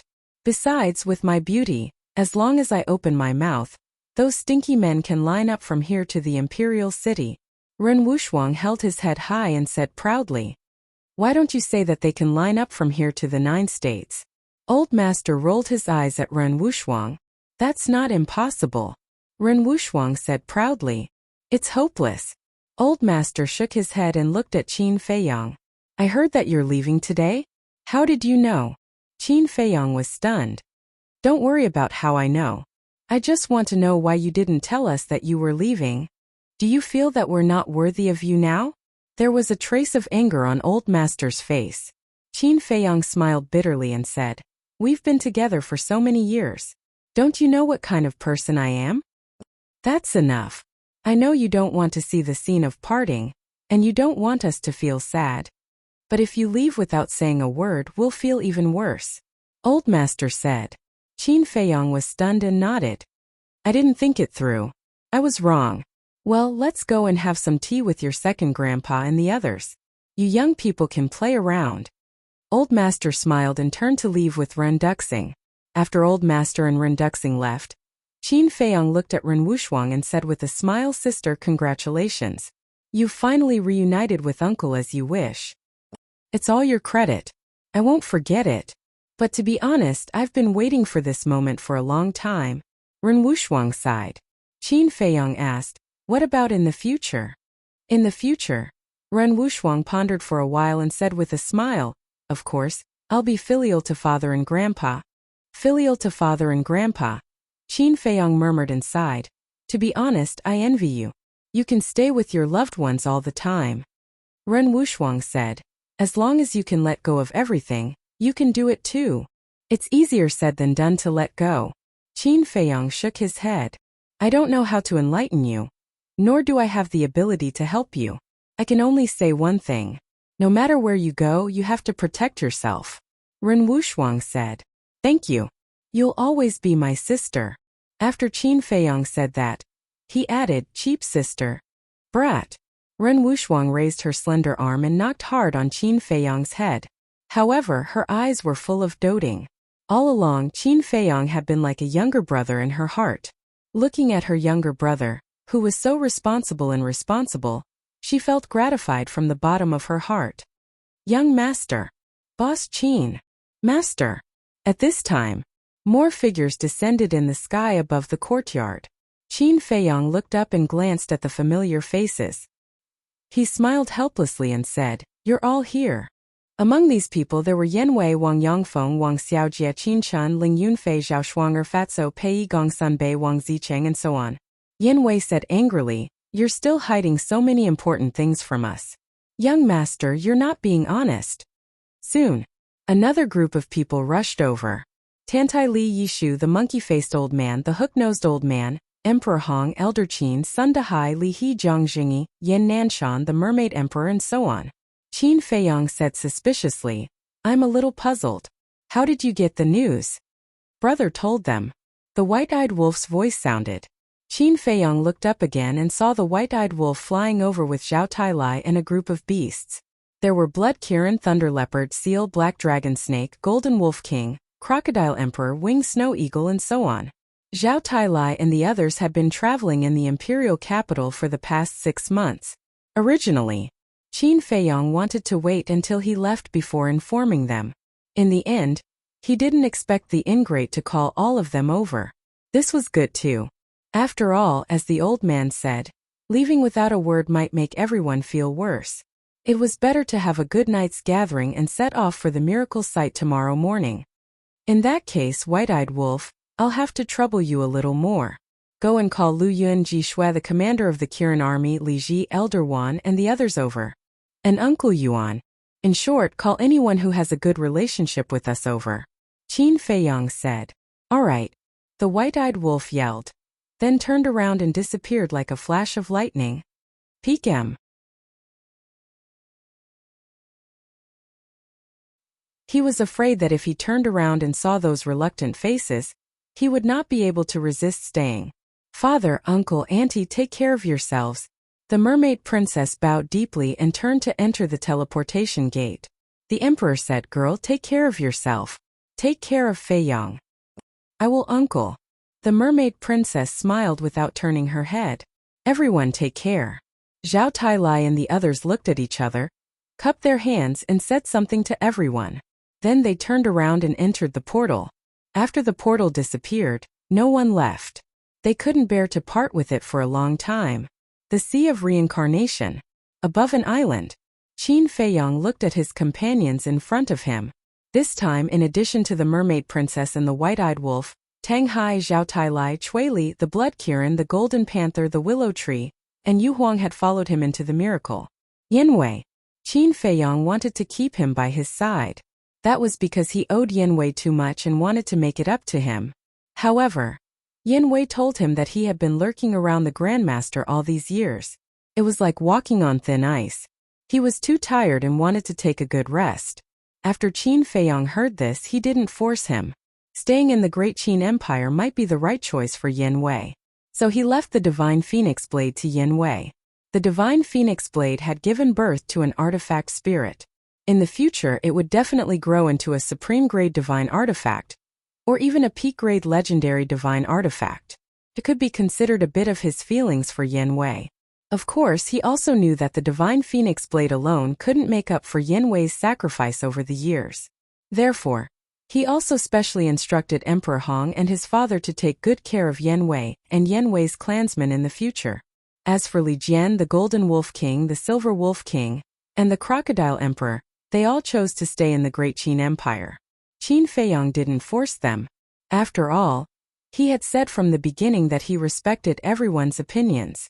Moreover, Li Jian, the Crocodile Emperor, and the other beasts staying in the Great Qin Empire also relieved him of his worries. This was because Li Jian, the Crocodile Emperor, and the other beasts were his most loyal subordinates. Moreover, they had all opened the door of potential and stepped into the false god realm. Their future achievements were limitless. With them around, it was enough to protect the future generations of the Great Qin Empire. As for Wang Zicheng, Big Barbarian Bull, Spirit Queen Viper Dan Wangkai, and the 6 elders, they all chose to return to the Forgotten Continent to assist Gongsun Bei. Actually, Qin Feiyong also understood in his heart. Whether it was Yan Wei, Li Jian, or the others, they didn't want to be a burden to him. Because in their opinion, no matter how hard they worked, they wouldn't be able to catch up to Qin Feiyong. The gap in strength would only get bigger and bigger. Therefore, even if they followed, they wouldn't be able to help. It was better to stay in the Great Qin Empire and the Forgotten Continent, take care of the rear, and let Qin Feiyong go out without any worries.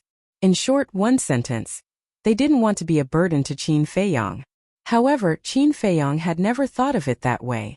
Huff! Taking a deep breath, Qin Feiyong looked at Tang Hai and the others and smiled. Are you ready? Everyone nodded. Then let's go. Qin Feiyong waved his hand and led a group of people towards the demonic dragon island in a grandiose manner. However, when they approached the demon dragon island, everyone was stunned in the void. The demon dragon island that had been shattered and swallowed by the sea actually appeared in front of them again. What's going on? Zhao Tailai was surprised. Hee, it's this old man who recreated the demon dragon island. Suddenly a faint laughter sounded. A white-haired old man appeared in front of everyone. His old face was full of smiles. Uncle Yuan? Qin Feiyong was stunned and hurriedly went up, smiling. I thought I wouldn't have the chance to see you before I left. It turns out that you've already been waiting for me here. Uncle Yuan didn't show up at yesterday's gathering. Going there will only add to the sadness. Qin Yuan shook his head and smiled. This trip to the divine site is dangerous and unpredictable. Uncle Yuan will give you a killing intent that can save your life at the critical moment. Qin Yuan waved his hand and a killing intent swept out from his forehead and entered Qin Feiyong's sea of consciousness. Thank you. Qin Feiyong was touched. Uncle Yuan stepped forward and tidied up Qin Feiyong's clothes, saying, You must come down alive. Don't let everyone wait in vain. Qin Feiyong nodded. Then go. I have moved the teleportation altar to the center of the Demon Dragon Island. There are also people waiting for you there. Uncle Yuan smiled. Who is it? Qin Feiyong was suspicious. You'll know when you get there. Uncle Yuan smiled slightly. Then I'll take my leave. In the future, I'll have to trouble Uncle Yuan to take care of my mother and the others. Qin Feiyong said. You left behind so many subordinates, do you still need me to take care of them? Uncle Yuan was helpless. Isn't this because you are more reliable? Qin Feiyong smiled, bowed deeply to Qin Yuan, and flew toward the central area of the Demon Dragon Island. Central area. In a valley. A blood-colored altar was located in the middle of the valley. Beside the altar stood a man and a woman, as well as a beast several meters long. The beast was shaped like a big dog, with blood-red hair all over its body and 6 heads on its shoulders. Obviously, it was the Cerberus. With the Cerberus here, the man's identity was naturally revealed. Tanwu. The woman looked to be in her 20s, wearing a long white dress. Her black hair was like a waterfall. She stood silently beside the altar with a trace of melancholy in her eyes. This person was Linny. When Qin Feiyong and others found the valley and saw Linny and the Cerberus, they couldn't help but look stunned. Tanwu looked up at everyone. Finally, he looked at Qin Feiyong and smiled. Brother Qin, I have been waiting here for a long time. Qin Feiyong landed next to the altar and said in surprise, You and the Cerberus are going to the miracle too? Why? Do you have a problem with it? We won't follow you. The Cerberus pouted. Damn dog, can you be a little polite? Tanwu glared at the Cerberus in annoyance and looked at Qin Feiyong with a smile. Uncle Yuan asked us to go to the ancient world. I see. Qin Feiyong nodded in realization and looked at Lin Yi again. Lin Yi was originally looking at Qin Feiyong, but when she saw Qin Feiyong looking at her, she immediately turned her head and looked away, avoiding his eyes. Haven't you remembered yet? Qin Feiyong asked. Lin Yi was silent, and the disappointment in her eyes became stronger. This art of indifference is too overbearing. In the past few days, Uncle Yuan has been helping her find her memory. He has tried everything, but it's useless. Tan Wu sighed. Mermaid Princess stepped forward and comforted, "You don't worry. Take your time. You will definitely remember." "Thank you." Lin Yi smiled slightly and said. "Sigh." Qin Feiyong sighed. In the past, Lin Yi was such a lively and innocent little girl. But now, even if she smiled, her smile was melancholic. Qin Feiyong looked at Tan Wu and asked secretly, "So, she is going to the miracle too?" She wants to find the demon ancestor, because the art of indifference was given to her by the demon ancestor. The demon ancestor may have a way to recover her memory. Tan Wu transmitted his voice. "I don't think the demon ancestor has a way. Otherwise, when the demon ancestor was resurrected, he would have helped Yi recover her memory." Qin Feiyong sighed secretly. Tan Wu glanced at Lin Yi and said secretly, "It's better to have hope than no hope." "That's true." Qin Feiyong nodded. Tan Wu said, "Then open the altar." Qin Feiyong took a step back, and more than a dozen incarnations appeared. Divine power rolled out and poured into the altar. Buzz! The altar quickly recovered, and blood light shone in all directions. Not long after, a blood-colored light beam soared into the sky. The altar was fully activated. Qin Feiyong dispersed the incarnation, turned his head, and glanced at the sea of reincarnation. He then looked in the direction of the imperial capital and murmured, "Everyone take care. Let's go." As his voice fell, the group stepped onto the altar one after another. Just as they disappeared and the altar was about to close, a few more figures came through the air like lightning and landed on the altar. Immediately, those figures also disappeared quickly. The altar also closed. Chapter 1914. The second level of the divine sight. The fire dragon was still napping beside the altar as usual. Suddenly, it opened its eyes, revealing a hint of surprise. The next moment, it disappeared without a trace. Above a mountain range, with Qin Feiyong as the leader, everyone stood facing the wind, looking at the void in front of them in astonishment. In front of them there was a man, 2 women, and a beast. It was Tantai Li and her daughter, Dan Wangkai and Lei Bao. Qin Feiyong came back to his senses, looking at the 3 people and 1 beast suspiciously. "What's up with you guys?" Mother guessed that you wouldn't let her enter the divine sight, so she didn't say anything. "After you guys left, Mother brought us here quietly." Qin Rushuang smiled. "Great-grandmother, you..." Qin Feiyong couldn't help but have a headache. The others didn't matter. But this great-grandmother, he really didn't want to let her enter the divine sight. Not to mention other things, if something happened to her in the future, how would he explain it to his ancestors? "Since we're already here, what can you do to me?" Tantai Li was a little proud. Qin Feiyong was helpless, looking at Dan Wangkai and Lei Bao suspiciously. "What about you guys? I asked you guys a long time ago, and you guys said that you wanted to stay in the Forgotten Continent in Great Qin. Why are you here now?" Lei Bao grinned. "Didn't we want to give you a surprise?" "It's a shock." Qin Feiyong glared at it. "Actually, at first I did want to stay in the Forgotten Continent, but later Wang Zicheng and Viper persuaded me, saying that you lack an alchemist by your side, and asked me to help you. I thought about it, and it made sense. With me helping you refine pills, you can focus on other things. As for Lei Bao, I instigated it to come. Don't I lack a partner by my side? I think it's quite suitable." Dan Wangkai smiled. Lei Bao hurriedly said, "Dan Wangkai, don't misunderstand, I haven't agreed yet. It's just a matter of time." Dan Wangkai said, "Stop being so smug. I'm not interested in you at all. I just want to see the world." Lei Bao was filled with disdain. Qin Feiyong said helplessly, "You guys really like to launch surprise attacks. Brother Qin, you're finally here."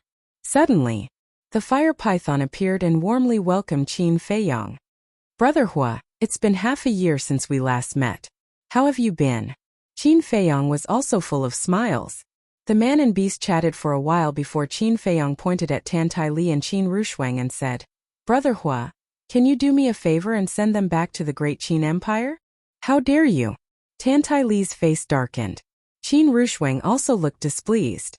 Qin Feiyong asked, "If you all leave, what will happen to the Forgotten Continent? I've taken care of everything. Gong Sunbei has already taken office. Yi Shu and the others will do their best to assist him. Moreover, there are also outstanding youngsters like Wang Zicheng, so you don't have to worry at all," Tan Tai Li said indifferently. Qin Feiyong's face twitched. So it was premeditated. The fire python looked at the two of them and looked at Qin Feiyong apologetically, saying, "Brother Qin, I can't do anything about this. Last time it was Lord Ice Dragon who sent me out." Qin Feiyong asked, "You can't open the door to the divine site?" "That's possible. But it's not time yet. If you open it without permission, you'll be punished by Lord Beast God," the fire python said. The mysterious lady said proudly, "Did you hear that? You'd better put away your little thoughts." Qin Feiyong looked helpless. It seemed that it was a foregone conclusion. The mermaid princess looked at the fire python and asked, "Lord Guardian, are the inner demons in Lu Jijin really dead? I didn't see it with my own eyes. But Lord Ice Dragon said so. It shouldn't be false." The fire python said. "Where's Ice Dragon now?" Qin Feiyong asked. "I don't know. After I returned, it left a sentence and returned to the 3rd floor, never to appear again." The fire python shook its head. "What did it say?" Qin Feiyong was suspicious. "It's related to you. It said that I'm not allowed to let you enter the 3rd floor. The fire python said. "I'm not allowed to enter the 3rd floor? Is there some unspeakable secret on the 3rd floor?" Qin Feiyong said angrily. "I don't know about this, but I don't dare to disobey Lord Ice Dragon's orders, so," the fire python looked at Qin Feiyong with some difficulty. "Huff!" Qin Feiyong took a deep breath, suppressed the anger in his heart, and said with a smile, "Brother Fire, don't worry. I won't make things difficult for you. Actually, it's not just you. I'm also very unwilling. As long as the fire dragon is not killed, I won't be able to rest in peace." The fire python sighed. Qin Feiyong said, "I promise you, I'll come to you with its head sooner or later." The fire python nodded and said with a smile, "Then what are your plans now?" "I originally wanted to enter the 3rd floor first to check whether the inner demons and Big Cousin are alive or dead. But now it seems that I can only go to the ancient world to look for my ancestors." Qin Feiyong pondered for a while and said, "I can send you to the ancient world, but Brother Qin, the ancient world isn't that simple. There are too many experts there. You must be careful," the fire python warned. "Thank you for the reminder." Qin Feiyong smiled gratefully. "Young master, wait a moment. Did you bring the space-time gate?" Zhao Tailai suddenly asked. "Yes. But I didn't bring the imitation space-time gate. After I gave it to old Qin, I didn't take it back. Just treat it as a gift to him," Qin Feiyong said. "The imitation space-time gate is not important." Zhao Tailai pondered for a while, looked at Qin Feiyong and said, "Young master, I have a suggestion. Go ahead." Qin Feiyong said. Zhao Tailai said, "We can open the space-time gate and enter the 3rd floor. This way, we won't be making things difficult for the Guardian." Qin Feiyong was stunned. He looked up at the fire python and said, "Brother Fire, do you have the coordinates of the 3rd floor? I've only been to that hall." The fire python said, "Give me the coordinates." Qin Feiyong said, "That's not good. Only Lord Divine Beast and Lord Ice Dragon can open the door of that hall. So even if I give you the coordinates, you won't be able to walk out of that hall." The fire python hurriedly said. Qin Feiyong clenched his hands and said, "How will I know if I don't try? Are you sure? You have to understand that if Lord Ice Dragon and Lord Divine Beast know about this, I won't care about you," the fire python said in a deep voice. In other words, it was better not to take the risk and enter the ancient world first. When he was strong enough, he would come back to the 3rd floor. Qin Feiyong pondered for a while, looked at the fire python and said, "I want to take a look." "You." The fire python shook its head and said helplessly, "All right, I'll let you in, but you have to remember, if the situation is bad, immediately retreat." "Okay." Qin Feiyong nodded. The fire python's divine power gushed out and poured into the teleportation altar. Buzz! The teleportation altar quickly recovered. Brother Fire, what are you doing? Qin Feiyong was surprised. Didn't they say to open the space-time gate and enter? Why did they revive the altar? The fire python said with a smile, keep your space-time gate to save your life. Qin Feiyong said anxiously, what if Lord Ice Dragon and the others find out? How will you explain it? That's simple. After you enter, I'll destroy my Sea of Qi. At that time, if Lord Beast God and the others find out, I'll say that I was injured by you and couldn't stop you. I think at that time at most I'll be punished a little. I won't lose my life. The fire python laughed. Thank you, Brother Fire. Qin Feiyong bowed and was moved.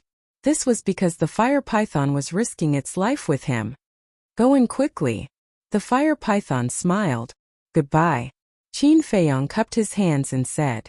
Then, he stepped onto the altar resolutely. Zhao Tai-Lai and the others also followed. Lin Yi pondered and jumped onto the altar. The group of people immediately disappeared. This is all I can help you. You'll have to rely on yourself next. The fire python looked at the dimming altar and muttered to himself. A strand of divine power tore the scales and flesh on his abdomen. His Sea of Qi shattered on the spot. In the main hall, Qin Feiyong and the others appeared out of thin air. Just like when the inner demons first entered here, their eyes were full of curiosity and vigilance. Inside the main hall it was empty. There wasn't even a shadow. After glancing around carefully, Qin Feiyong walked straight to the door of the main hall. The door was closed. Qin Feiyong pushed hard, but there was no response at all. Qin Feiyong said, go around and see if there are other exits. The group immediately dispersed. Only Tan Tai-Li stayed beside Qin Feiyong. She looked at the door and frowned. How did the inner demons get out in the first place? I think it may be related to the ice dragon. Qin Feiyong raised his arm. Murderous aura surged, and a crimson long sword condensed. Tan Tai-Li saw it and immediately took a few steps back. Slash! Qin Feiyong yelled and slashed at the door. With a loud bang, the door did not split open. Instead, he was blasted out with blood spurting from his mouth. Is there anything wrong? Tan Tai-Li hurriedly stepped forward, supported Qin Feiyong, and asked with concern. I'm fine. Qin Feiyong waved his hand and looked at the door. His eyes were full of unwillingness to admit defeat. Soaring Dragon's secret art activated. His cultivation soared to great success War God in an instant, and then he slashed again. But in the end, the door still did not respond at all. Tan Tai-Li sighed. It seems that what Fire Python said is true. We can't get out of this main hall at all. At this time, Zhao Tai-Lai and others gathered around and shook their heads at Qin Feiyong. The entire main hall was integrated. Not to mention an exit, there wasn't even a gap. Qin Feiyong's eyes were full of unwillingness. He shouted, follow me to bombard the door. I don't believe that it can't be opened. Boom! Divine power erupted one after another. Except for Dan Wangkai, everyone took action. Even Lin Yi also contributed her strength. Boom! Divine power, divine techniques, battle soul. Everyone was unscrupulous. However, the door of the main hall never moved. How can it be opened? Qin Feiyong was seething with anger. Outside the door was the third floor. But this step was like a natural moat that couldn't be crossed.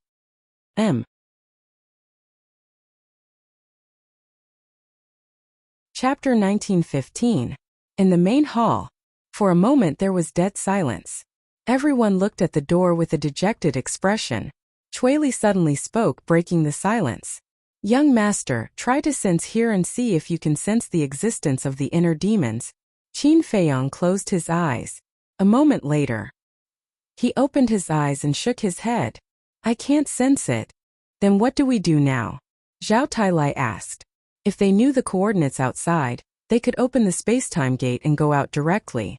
But no one here had been to the third floor. Everyone fell silent again. Tan Tai-Li looked at Qin Feiyong and advised, Feiyong, forget it. Listen to the fire python and go to the ancient world first. With such a big commotion, Ice Dragon and Small Beast did not appear. This means that they are no longer on the third floor. It seems meaningless for us to continue to stay here. Tan Wu also said. Qin Feiyong looked at the door, his eyes gloomy. Boom! Suddenly, a terrifying aura descended in the main hall.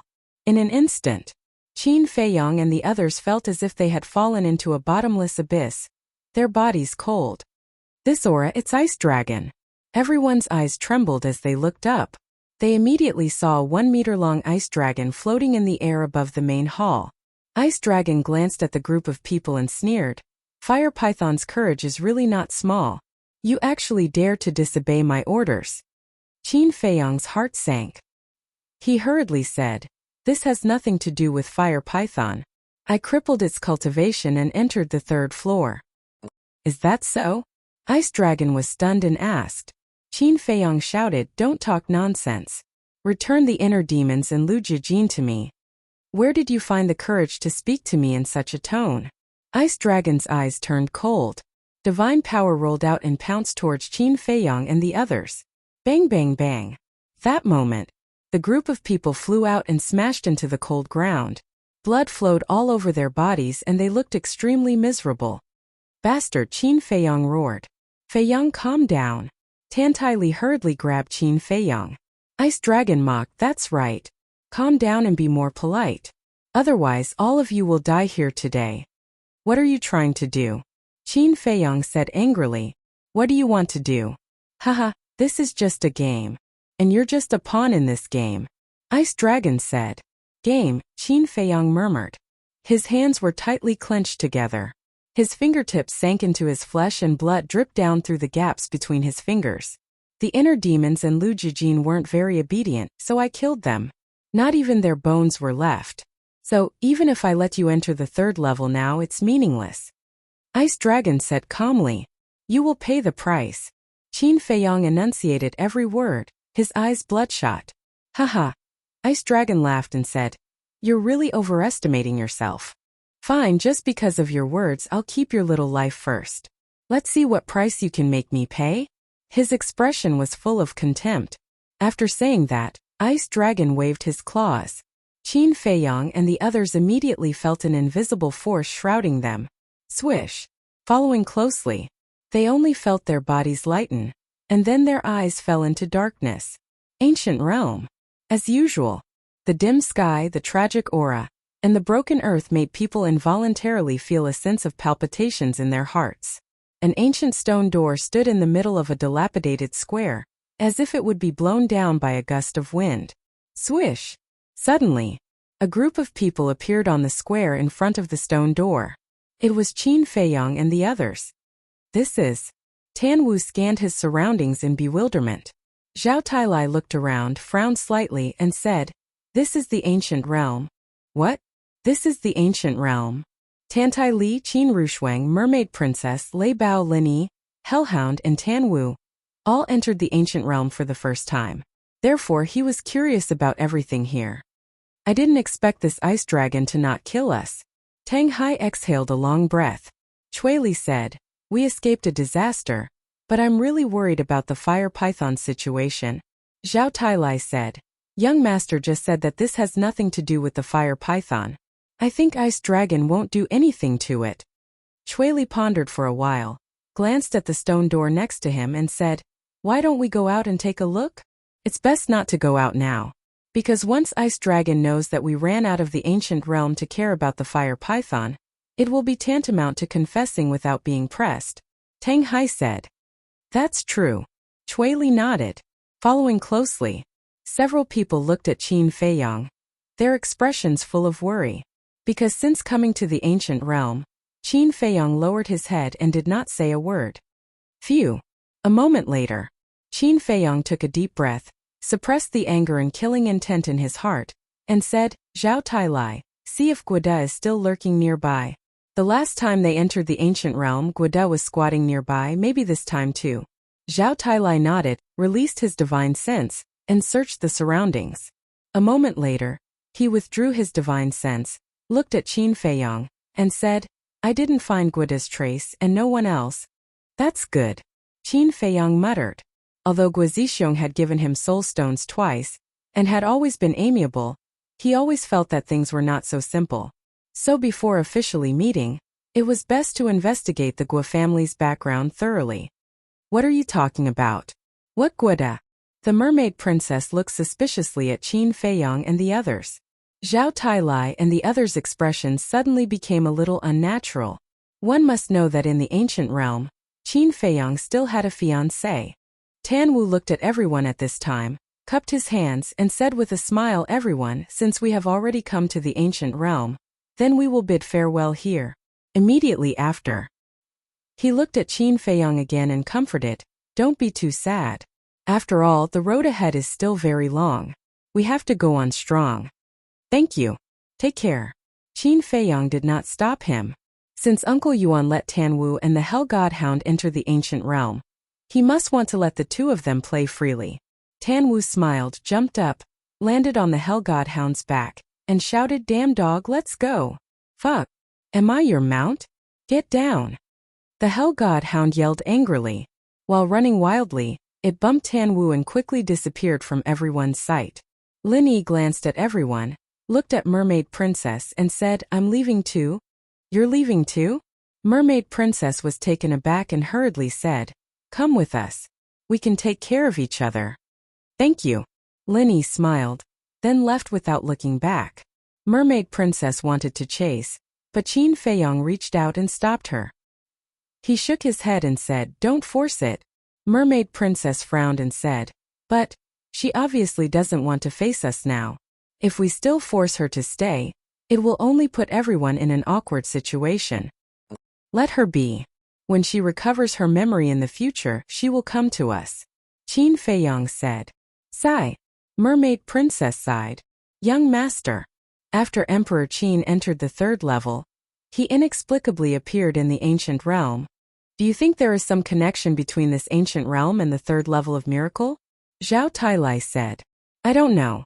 Qin Feiyang shook his head, closed his eyes again, and once again sensed the existence of the inner demons. He was unwilling to give up. He really couldn't accept the fact that the inner demons were dead. However, after a long time, he still couldn't sense the existence of the inner demons in the ancient realm. Mermaid Princess grabbed Qin Feiyang's hand and said, Feiyang, don't be like this. We feel uncomfortable. Yeah. Tantai Li and others also nodded. Qin Feiyang looked at them one by one. After a short silence, he lowered his head and said, I'm sorry to make everyone worry, but it's fine now. That's right. Blood Kirin grinned and said, but there is one thing that I have been holding back for a long time. Now I have to say it. What is it? Qin Feiyang was suspicious.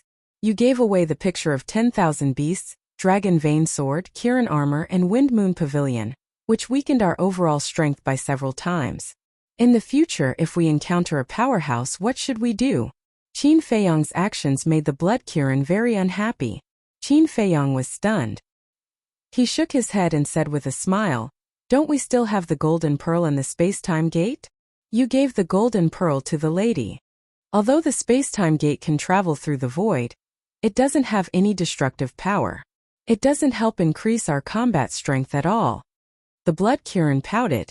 The lady it was talking about was not Tantai Li, but the Mermaid Princess. Tantai Li smiled and said, it's okay. I brought the God Tower in. The God Tower. The Blood Kirin's eyes lit up. The God Tower was a legendary artifact. With this artifact guarding it, they could boldly explore the ancient realm. Chui Li glanced at the Blood Kirin and said, no matter how strong the God Tower is, it is just an external object. Don't rely on it too much. I agree. The most important thing is still our own strength. We have rested for so long. It's time to work hard. Young master, take us to the castle. Zhao Tailai said. Tantai Li turned to Qin Rushuang and said with a smile, Rushuang, you also go into seclusion to cultivate. Okay. Qin Rushuang nodded. Qin Feiyang looked at Zhao Tailai and the others and said with a smile, then you all have to work harder. Don't be left behind by me. After saying that, he waved his hand and the group immediately disappeared. Only the Mermaid Princess and Tantai Li remained outside. Tantai Li glanced at Qin Feiyang and said lightly, Kit, don't be careless. In the castle, 1 day is equivalent to 1 year. They are not mediocre people. If they are not careful, they may catch up with you or even surpass you. It would be best if they could surpass me. However, without the soul stone, even with the castle, it will not be easy for them to break through. After all, at the war god realm, every step forward is very difficult. Qin Feiyang said. So, the most important thing now is to find the soul stone? Tantai Li asked. Qin Feiyang said, not only do we need to find the soul stone, but we also need to find the god tactics. Other than Tang Hai and the Blood Kirin, the others lack powerful god tactics. Tantai Li sighed and said, I don't care about the rest. I just hope that we can find clues about your ancestor as soon as possible. We will. Qin Feiyang smiled. The reason why Tantai Li and Qin Rushuang had entered the ancient realm was to find the whereabouts of their ancestor. However, they had to be mentally prepared in advance. After all, their ancestor had disappeared for so many years. It would not be easy to find him. Literature Museum.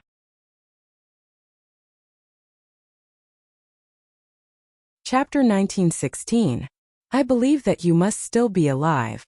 Because I can feel it. Tantai Li muttered to herself, turned her head to look at Qin Feiyang, and asked, which direction should we go? Which direction? Qin Feiyang glanced around and suddenly thought of a person. Wait for me. Qin Feiyang said to the two of them, and then appeared in the Black Tortoise realm. Then he closed his eyes and extended his perception infinitely. Soon, he found the undead in the depths of the desert. But his expression was a little shocked. Whoosh! The next moment, he appeared above a sand dune. Below, a young woman was standing on a sand dune. Her figure was excellent, and her waist was small and slender. Her two slender jade-like legs were incomparably tall. Her facial features were also extremely exquisite, especially her eyes, which were like gemstones, ethereal with a trace of confusion. She stood quietly on the sand dune alone, without a single piece of clothing on her body. Everything was presented in front of Qin Feiyang at a glance. Her beautiful black hair danced in the wind. Even with Qin Feiyang's temperament, he couldn't help but feel restless when he saw this scene. Cough cough. Qin Feiyang coughed dryly. The woman was startled and looked up at Qin Feiyang. Gusts of wind whistled, blowing the hair on her forehead. A fire lotus symbol appeared between her eyebrows. Qin Feiyang looked at the symbol with a trace of suspicion in his eyes. You're here. The woman spoke and smiled slightly, looking extremely charming. Her voice was also very pleasant, like an oriole coming out of the valley. Qin Feiyang nodded and said awkwardly, you'd better put on some clothes first. Clothes? The woman was stunned, and her face was slightly red. Divine power emerged and transformed into a pale yellow dress on her body.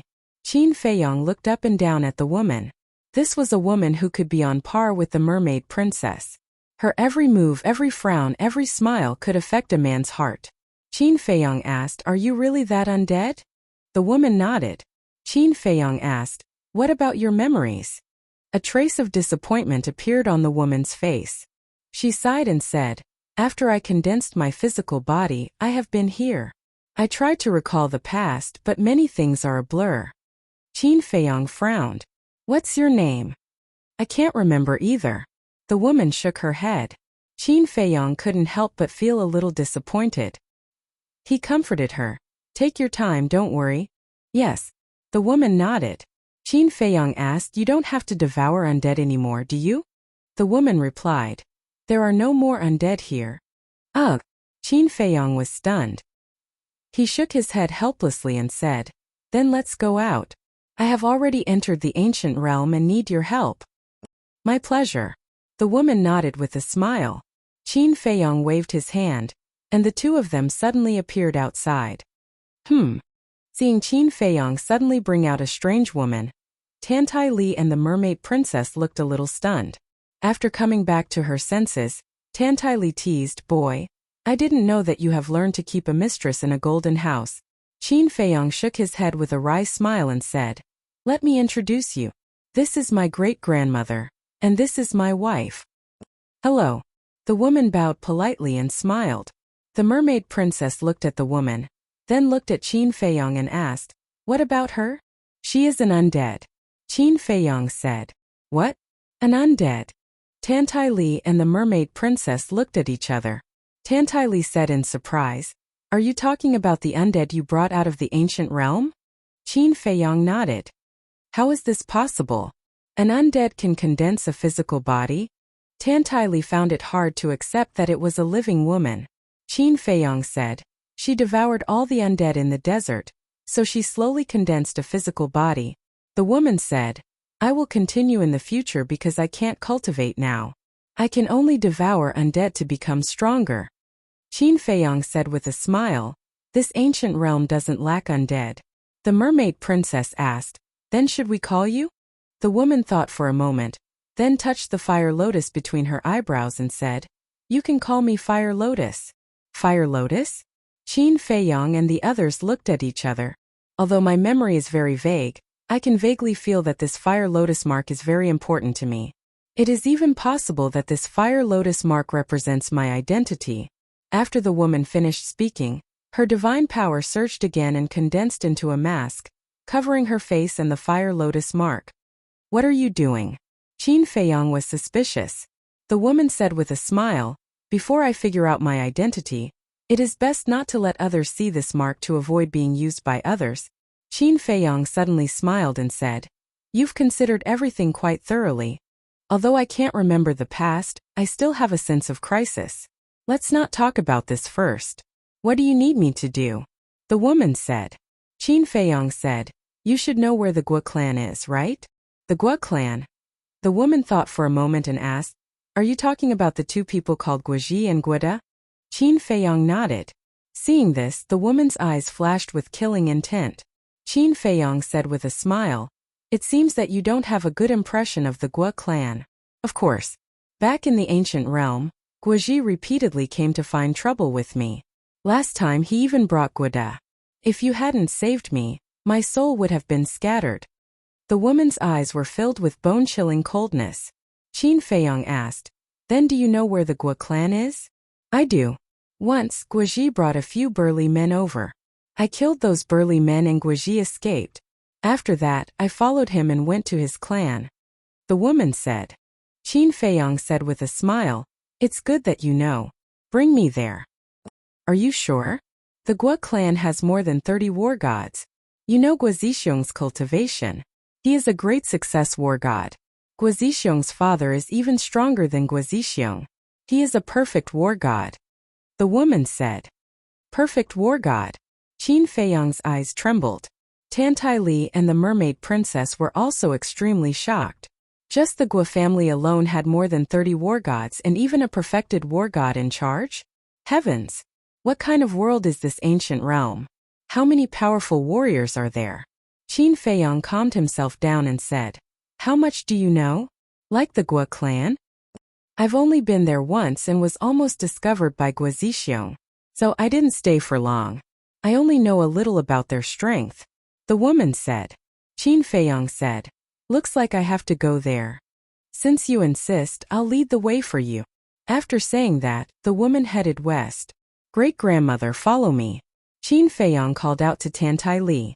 Then, he pulled the mermaid princess and chased after the woman. The mermaid princess asked suspiciously, Feiyang, who is the Gua clan? Why do you care so much about them? Girl, you still don't know. Qin Feiyang is here and he has a fiancée. And this fiancée is Gua Zixiong's daughter. Tantai joked. What? The mermaid princess was stunned. Great-grandmother, do you want to see the world in chaos? Qin Feiyang was quite angry. Then he suddenly frowned and said, wait, great-grandmother, how do you know about this? I don't remember telling you before, right? You think you can hide it from me? I already knew from Zhao Tailai and the others. Tantai snorted. Those big mouths. Qin Feiyang cursed angrily. He turned to the mermaid princess and said, even I am a little confused about this, so don't think too much about it. Great-grandmother, are you telling the truth? The mermaid princess said. Qin Feiyang nodded with a wry smile. You're really something. You came to the divine site and got a fiancé. The mermaid princess snorted coldly. I swear to God, I don't even know what the woman looks like. It's purely something done by my ancestor. Qin Feiyang hurriedly told the mermaid princess the details of the marriage contract. I see. The mermaid princess nodded. So, I can't accept this fiancé at all. Moreover, although the handwriting on the marriage contract is indeed the same as my ancestors, it can't be ruled out that Guizixiong and the others imitated it, Qin Feiyang said. But one thing is certain. Your ancestor did appear in the ancient world, Tantai Li said. Qin Feiyang nodded.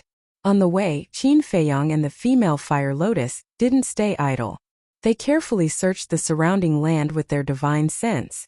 The undead creatures that they encountered were all devoured by the fire lotus. Qin Feiyang also found 3 ancient sites. These ancient sites were all left behind by the god of war. Unfortunately, there were no divine weapons or divine arts, but there were a dozen soul stones. The mermaid princess was very curious when she saw the soul stones for the first time, especially when she learned that the soul stones had a great effect on condensing divine sense. She was even more surprised. She tried to refine one soul stone and the effect was indeed terrifying. As for the other dozen soul stones, Qin Feiyang sent them to the ancient castle for Qin Rushuang, the white-eyed wolf, Lei Bao, the willow tree, and Yu Huang to refine. After all, it was difficult to be useful in the ancient world if they didn't break through to the god of war. About an hour later, boom, crack. Suddenly, there were waves of fighting in the void in front of them. What's going on? Qin Feiyang was surprised. I've been here before. There are no humans in this area. Could it be undead creatures fighting? The female fire lotus mumbled. Her eyes lit up when she mentioned undead creatures. Tantai Li glanced at the female fire lotus and said, Feiyang, can you see through her cultivation? Cultivation? Qin Feiyang was stunned. He really didn't pay attention to this person's cultivation. Then, he looked at the female fire lotus and a trace of surprise appeared in his eyes. The female had concealed her aura, but he could still see through her cultivation. She was an early-stage god of war. Her strength wasn't simple.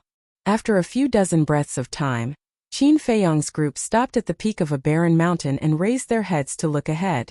They saw 2 groups of people fighting in the void in front of them. There were more than 20 people on both sides. Every one of them was covered in blood and looked extremely miserable. Their cultivation was at the early stage god of war. Literature Center.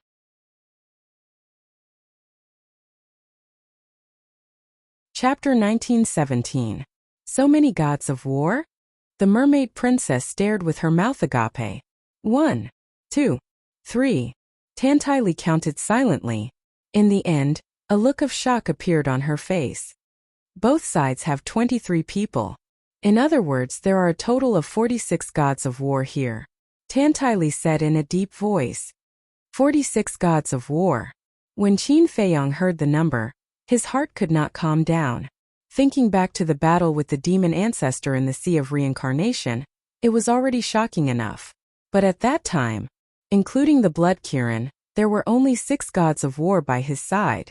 And the demon ancestor's side only had 12 gods of war. Even in total, there were only 18 gods of war. But now, the 2 groups fighting here had 23 gods of war on each side. Could it be that there were as many gods of war as dogs in the ancient realm? The mermaid princess said again. And each of them has a divine artifact and divine art. Clang! Clang! Qin Feiyang glanced at them one by one. As expected, the 46 people were either holding divine artifacts or wearing battle armor. Divine arts flew all over the sky. The ancient realm I saw the first 2 times was just the tip of the iceberg. Qin Feiyang could not help but smile bitterly. He could tell at a glance that these divine arts and divine artifacts were not of high grades. Most of them were low-grade divine arts and low-grade divine artifacts. But even so, it was shocking enough. No wonder Dong Zhongyang wanted to bring the demon ancestor and the others to the ancient realm. Here their strength can indeed grow rapidly. Feiyang, we can't relax either. The mermaid princess said. Yes, we have been cultivating in the Great Qin for half a year. And they have been cultivating in the ancient realm for half a year. I think they have all broken through by now. Tantai Li said. Don't worry about that. Mu Qianyang's space divine item has been destroyed, which means that he no longer has a time array. Although the demon ancestor's demon pagoda is still there, I don't think they will stay together. As for Dong Zhongyang, I can't say for sure. Maybe the snow python also gave him a space divine item with a time array, or maybe not. But regardless, I don't care. Because I believe that their time formations can't compare to the ancient castle, Qin Feiyong said with a confident smile. We can't be careless either. Although the ancient castle's time array is heaven-defying, this is still the ancient world. We don't even know if there's any divine item that surpasses the ancient castle here. Tantai Li said. That's true. Qin Feiyong nodded. Rumble. The battle between the two sides was getting more and more intense. It was a battle of life and death.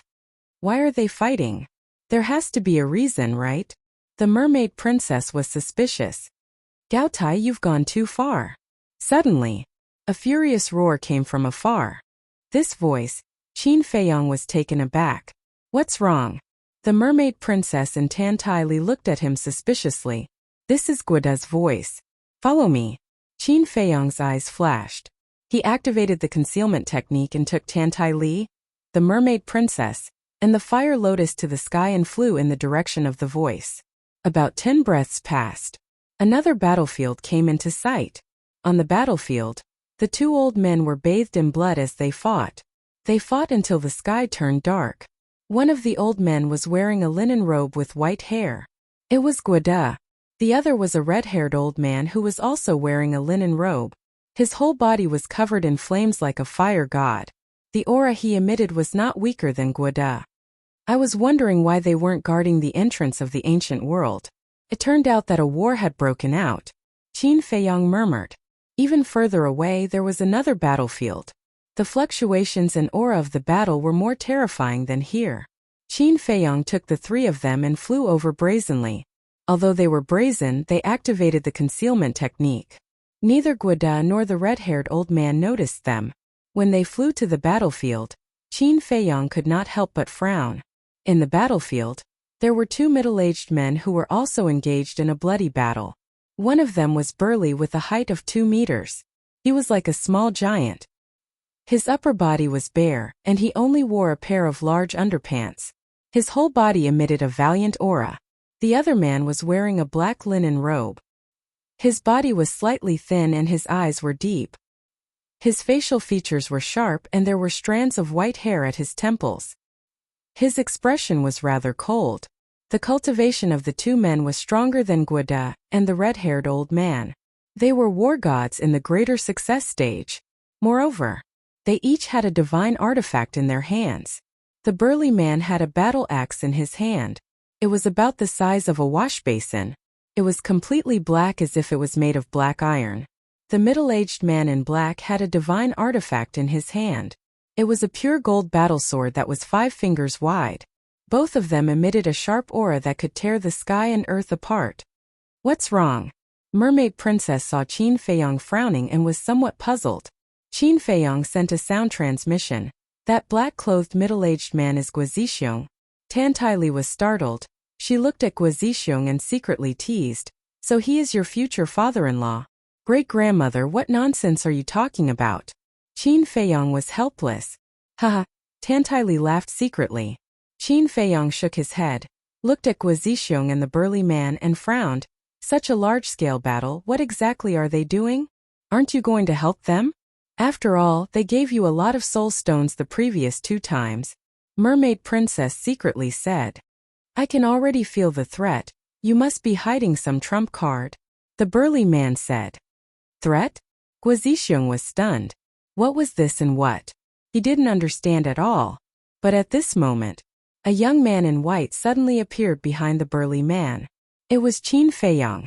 Guozixiong was facing the burly man, so he immediately noticed Qin Feiyong, and his body suddenly stiffened.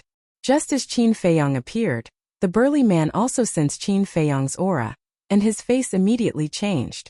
It was also at this moment that he realized that the sense of danger in his heart didn't come from Guozixiong.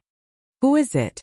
But in just a moment the burly man reacted, and without hesitation, he swung his axe at Qin Feiyong.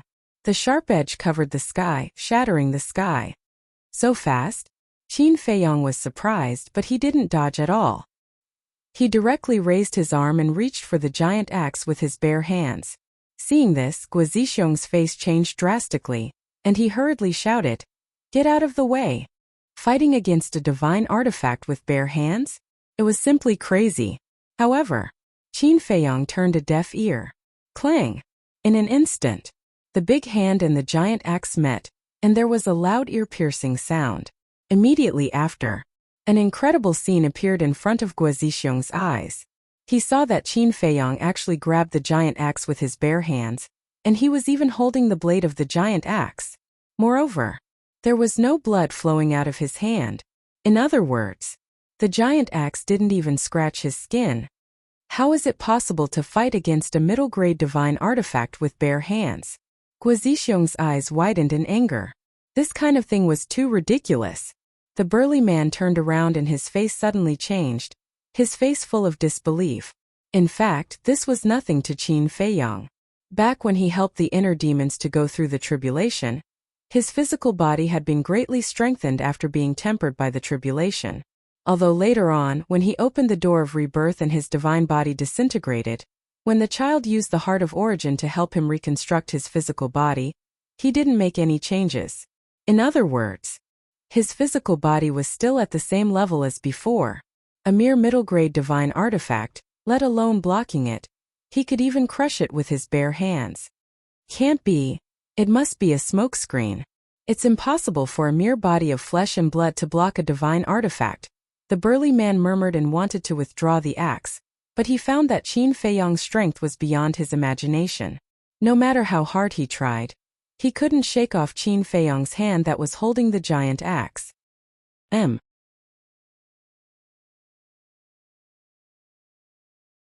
Chapter 1918. Who are you? The burly man stared at Qin Feiyong, his eyes filled with fear. Although Qin Feiyong was only a low-level war god and was weaker than the burly man and Guo Zixiong, the methods he displayed shocked the two of them. Qin Feiyong smiled but didn't say anything. His 5 fingers suddenly exerted force. Immediately, accompanied by a loud clang, the giant axe shattered into pieces under the horrified gazes of the two. What? The two of them trembled both physically and mentally, their eyeballs almost popping out. A dignified middle-grade divine artifact was shattered just like that? Heavens! Was this a dream? Qin Feiyong smiled faintly, his expression did not change. Divine power shot out from his palm and slapped towards the burly man's lower abdomen. The burly man regained his senses and wanted to dodge, but it was too late. Accompanied by a painful scream, divine power tore apart the flesh on the burly man's lower abdomen and entered his qi-si. His qi-si shattered on the spot. Once his qi-si shattered, the burly man's aura dissipated like the tide and fell down powerlessly. It's over just like that? Guo Zixiong was stunned in the air. He was so shocked that he couldn't close his mouth. Qin Feiyong smiled and said, "Uncle, long time no see." Guo Zixiong quivered and looked at the burly man below him. Then, he quickly put away his battle sword and ran in front of Qin Feiyong. He said in surprise, "Feiyong, when did you come?" "Not long ago." Qin Feiyong said, "You came at the right time. If it wasn't for your help, even if our Guo family won this battle, we would have suffered heavy losses." Guo Zixiong was overjoyed. Qin Feiyong smiled and said, "Uncle, you're too polite. It was just a small matter." "A small matter?" Guo Zixiong was stunned. He sized up Qin Feiyong and helplessly shook his head. As expected of Brother Beishan's descendant, he remembered that the last time Qin Feiyong came to the ancient realm, he was only a false god. How long had it been? Only half a year. Not only did he step into the war god realm, he even broke through to the small success war god realm. This speed was truly shocking. Qin Feiyong said, "I have to thank Uncle. If it weren't for those soul stones, my cultivation wouldn't have advanced so quickly." Guo Zixiong rolled his eyes at Qin Feiyong and said, "We'll be a family in the future. Why are you being so polite?" "A family," Qin Feiyong muttered to himself. Pointing at the burly man who had fallen to the ground below, he asked suspiciously, "Uncle, who are they? Why are you fighting?" "It's a long story. I'll tell you when I have time." Guo Zixiong smiled and swooped down. He landed in front of the burly man and sneered, "Surnamed Gao, you didn't expect that my Guo family would have such a terrifying young man." The burly man's eyes darkened. He looked at Qin Feiyong, then at Guo Zixiong and said, "How come I've never heard of such a person in your Guo family?" "He is my future son-in-law." "How is it? Is he worthy of your attention? Guizhixiong smiled proudly. Future son-in-law? The burly man was stunned. Forget it. There's no need to talk nonsense with you. Today is the end of your Gao family. A cold light flashed in Guizhixiong's eyes. He kicked the burly man's head, which immediately exploded like a watermelon. His divine soul was also destroyed on the spot. How cruel. Qin Feiyong muttered to himself as he watched this scene. He really didn't know whether it was right or wrong to help the Guo family. If the Guo family was in the wrong first, wouldn't he be helping the evildoer? Forget it. Let's not think so much. Our ancestors ruled the world with benevolence and righteousness. If this person can be friends with our ancestors, his nature shouldn't be bad. Qin Feiyong muttered. After Guizhixiong killed the burly man, he took a ring from the man's index finger. Then he flew into the air and landed in front of Qin Feiyong. He said with a smile, "Let's go and help the other clansmen." Qin Feiyong nodded and followed Guizhixiong. He glanced at the ring and asked suspiciously, "Uncle, is that ring a divine artifact?" Guizhixiong was stunned. He looked at the ring in his hand and asked, "You mean this?" Qin Feiyong nodded. Guizhixiong smiled and said, "This is not a divine artifact. It's an interspatial ring." An interspatial ring? Qin Feiyong was stunned. You don't know. In the ancient world, those who have some ability basically use interspatial rings. Like interspatial bags, interspatial rings are used to store things, but the difference is that the space inside an interspatial ring is hundreds of times larger than that of an interspatial bag. No matter how much wealth or how big an item is, it can hold it. But this interspatial ring is quite expensive. Most people still use interspatial bags. Guizhixiong explained. I see. Qin Feiyong nodded. It's very novel, isn't it? There are many things in the ancient world that are different from those in your world. For example, we don't have the teleportation gate in your world. And the currency. You use gold coins, but we use divine crystals. Guizhixiong smiled. Divine crystals? Qin Feiyong was stunned. Guizhixiong asked suspiciously, "You know about divine crystals?" Qin Feiyong said, "I don't know if the divine crystals I know are the same as the divine crystals you're talking about." The divine crystals he was talking about were naturally the divine crystals fused with the divine towers. Guizhixiong was stunned. He cut his finger and dripped his blood on the interspatial ring to claim ownership. Then, Guizhixiong took out a white oval crystal from the interspatial ring. It was half the size of a baby and emitted a white brilliance. This is the divine crystal. Guizhixiong handed the divine crystal to Qin Feiyong. Qin Feiyong looked at the divine crystal suspiciously, and then grabbed it in his hand. A stream of pure energy suddenly flowed into his palm and flowed along his arm into his sea of qi, and turned into divine power. Qin Feiyong was shocked. This divine crystal is not only the currency of the ancient world, but also can replenish or restore divine power. In short, the effect of the divine crystal is similar to that of the battle qi pill. Guizhixiong smiled. Qin Feiyong nodded and said with a smile, "This is different from the divine crystal I'm talking about. The divine crystal I'm talking about is a divine artifact." Then it's just the name. Feiyong, there's something I need to tell you in advance. In our ancient world, there are 3 things that are indispensable. Guizhixiong said. What are they? Qin Feiyong asked. The first is the divine crystal. The second is the soul stone. The third is the teleportation altar. Here, no matter where you go to trade, you'll need divine crystals. During battle, you'll also need divine crystals to replenish your divine power. As for the soul stone, I don't need to tell you. As for the teleportation altar, it's the same as the teleportation gate in your world. It's used to cross the void. Guizhixiong said. Using the teleportation altar to cross the void? That's too extravagant. Qin Feiyong was surprised. Of course, the teleportation altar here is a one-time use item. It can't teleport to other continents. However, the teleportation distance is a few hundred times that of the teleportation gate. Moreover, low-level items like the teleportation gate can't be activated here. Guizhixiong smiled. If the teleportation gate can't be activated, then there's definitely no teleportation gate here. Then, how did Uncle know about the teleportation gate? Qin Feiyang was suspicious. Of course it's because of your ancestor. When he came to the ancient world, I saw the teleportation gate and heard him talk about it. I also know a little about the situation in your world. Guo Zixiong smiled. I see. Qin Feiyang suddenly realized and asked curiously, how big is the ancient world? The size of the ancient world is beyond your imagination. Even I, a native, only know the tip of the iceberg. As for the details of the ancient world, I'll tell you slowly when we return to the clan. Guo Zixiong said. Okay. Qin Feiyang nodded. While talking, the two had already approached the battlefield of Guoda and the red-haired old man. Guo Zixiong's aura was not concealed at all. When he saw Guo Zixiong and Qin Feiyang, Guoda's expression was immediately stunned.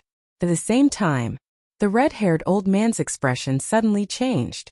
Guo Zixiong actually came? Then wouldn't the patriarch of the Gao family be, old thing, the end of your Gao family has arrived? Guo Zixiong's eyes flashed fiercely. Before his voice faded, he took out the battle sword and attacked the red-haired old man. Damn it! What the hell happened? Is the patriarch dead or not? The red-haired old man pushed Guoda away with his palm and roared, everyone retreat. His voice was like a bell, resounding in all directions. Obviously, he was reminding the 23 gods of war on the other side of the battlefield. After saying that, the red-haired old man turned around and fled without looking back. Qin Feiyang looked at this scene and was a little puzzled. Guo Zixiong said before that although the ancient world could not open the portal, it could open the altar. Then why didn't the red-haired old man activate the altar to escape? Guo Zixiong said, Second uncle, leave this person to me. Quickly go over there to support. Don't let anyone escape. Okay. Guoda nodded and glanced at Qin Feiyang. He temporarily suppressed the doubts in his heart and teleported away. This time, the red-haired old man had already activated the altar. He was about to escape, but at this time Guo Zixiong attacked. Guo Zixiong's cultivation was higher than the red-haired old man's, so naturally, his speed was also faster than the red-haired old man. However, in the blink of an eye, he caught up with the battle sword in his hand. The sword light shattered the void and the earth as he furiously slashed with the sword. Following a scream, the red-haired old man's body was split into two by the battle sword. Blood splattered across the sky. The altar was also instantly shattered by the sword chi. It's finally over. Guo Zixiong murmured. He found a Qianquan bag from the red-haired old man's corpse, put away his battle sword, and flew towards Qin Feiyang. Qianquan bag? Qin Feiyang frowned. The black-clothed old man was an initial stage god of war, but he only used a Qianquan bag? It seemed that what Guo Zixiong said was true. Qianquan rings were extremely expensive in the ancient world. This time, on the other side of the battlefield, there were also screams of despair. Qin Feiyang raised his head to take a look. Presumably, Guoda had already rushed over. The Gao clan's people would probably all be buried here. After all, Guoda was an initial stage god of war. It was too easy for an initial stage god of war to kill an initial stage god of war. Unless the other party had a very powerful technique. But obviously, the 23 gods of war of the Gao family did not have such a technique. Otherwise, they would not have fought with the Guo family until now.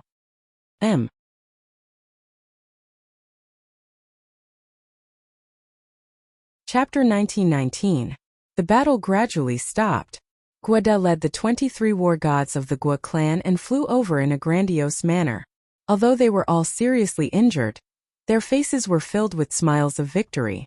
Patriarch, is this young man the brat called Qin Feiyang that you spoke of? The 23 war gods looked at Qin Feiyang curiously. Yes, we have to thank Feiyang this time. If he didn't cripple that Gao guy's cultivation, we wouldn't know how long we would have to fight. Guo Zixiong said with a smile. What? He crippled that Gao guy's cultivation? Patriarch, are you kidding? He's only a low-tier war god.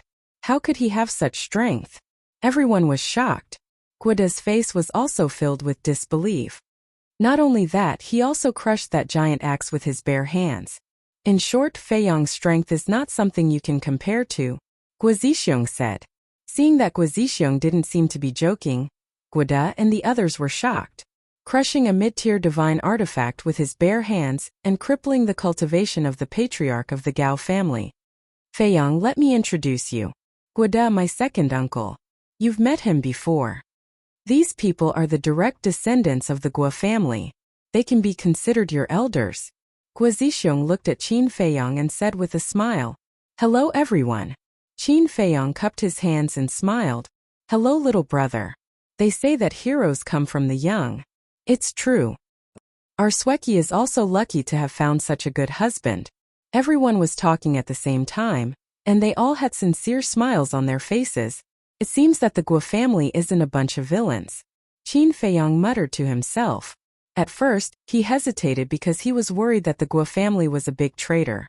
He didn't care about the so-called good husband, not to mention that he already had the mermaid princess. Even if he was single, he couldn't marry a woman he had never met and didn't know at all. Guo Zixiong smiled and said, "Feiyang, let's go. Follow us back to the clan." Qin Feiyang pondered for a moment, then nodded and said with a smile, "All right." He definitely had to pay the Guo clan a visit. Although Guo Zixiong didn't know the whereabouts of his ancestor, perhaps he could find some clues by entering the Guo clan. Then Qin Feiyang followed Guo Zixiong and the others and headed west. After galloping for a while, Qin Feiyang couldn't help but ask suspiciously, "Uncle, why don't you activate the altar?" Guo Zixiong said, "Feiyang, there's something you don't know. This place is called the Land of the Undead. It's also considered a forbidden area, so it's impossible to activate the altar." Land of the Undead. Qin Feiyang glanced around.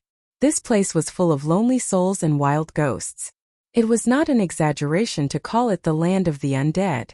Qin Feiyang said, "Then tell me about the situation in the ancient realm." "All right," Qin Feiyang said with a smile. "I originally thought that the entire ancient realm was dark. How is that possible? This kind of phenomenon only exists in the land of the dead. And the outside world is no different from your world." "No. There are some differences. That's essence. Although the land of the dead is lacking in essence, the essence outside is extremely rich. Moreover, the thing that the ancient realm lacks the least is resources like medicinal herbs. Let me put it this way. Even people who don't have the slightest talent for cultivation can rely on these essence and resources to accumulate their cultivation," Guo Zixiong said with a smile. Qin Feiyang said, "In that case, there isn't even a mortal in this ancient realm?" "Yes. There isn't a mortal here. All of them are cultivators." Guo Zixiong nodded. Qin Feiyang's eyes were dull. The situation in the ancient world had already far exceeded his imagination. He also began to look forward to it. How many surprises could this mystical continent bring him?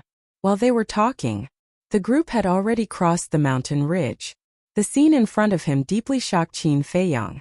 Outside the mountain ridge, there was a vast and boundless land. On the ground, mountain ranges overlapped, and ancient trees towered into the sky. Some giant peaks were as tall as 100,000 feet, towering into the clouds, emitting an incomparably majestic aura. The rivers were like giant pythons twisting and turning. And in the mountains, there were countless ferocious beasts and birds. They were preying, killing, and roaring. Just within the range of his vision, Qin Feiyang sensed more than 100 war god-level ferocious auras. There were even more pseudo-god-level ferocious auras. And what shocked Qin Feiyang the most was the essence here. What Guo Zixiong said was true. The essence of this world was completely incomparable to the great Qin and forgotten continent. The difference was estimated to be at least dozens of times. In such an environment, not to mention mortals, even a fool or an idiot could step on the path of cultivation. Very shocking, right? Guo Zixiong said with a smile. Qin Feiyang nodded. This was something that could not be denied. Guo Zixiong said, "When your ancestor first came to the ancient realm, he was the same as you?" "Ancestor?" Qin Feiyang pondered for a while, raised his head, looked at Guo Zixiong and said, "Uncle, do you really not know where my ancestor is now?" "I really don't know. Back then when he left, he only said, 'I'll see you again,' and left." Guo Zixiong shook his head and smiled bitterly. Qin Feiyang thought for a while and asked, "Then in this ancient realm, how many people know about my ancestor's existence?" Guo Zixiong was a little hesitant. "What's wrong?" Qin Feiyang was suspicious. Let me say something that you don't need to be angry with. Although your ancestor is a famous big shot on your continent. But in the ancient realm, he's nothing at all. So even if someone has seen him, they won't remember him. Guo Zixiong said. Yes. If it wasn't for your ancestor's kindness to us, we wouldn't care about him. Guo De added. Qin Feiyong nodded thoughtfully. Indeed. Back then, his ancestor was just a low-level war god like him. In the ancient realm, a low-level war god was just an insignificant character. Huff!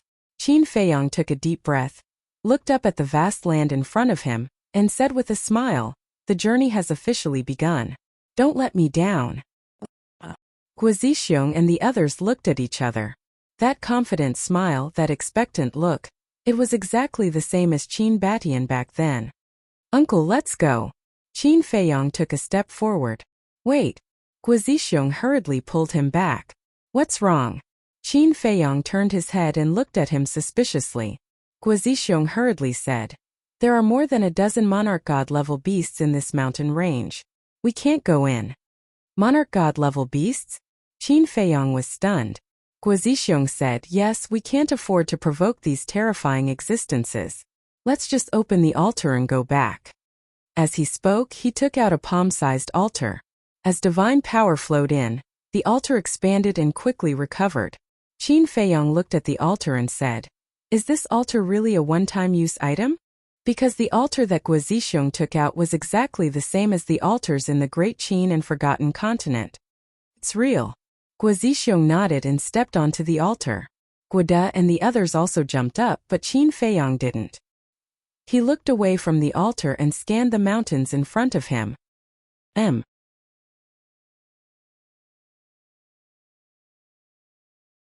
Chapter 1920. Feiyong, what are you doing? Guo Zixiong looked at Qin Feiyong suspiciously and asked.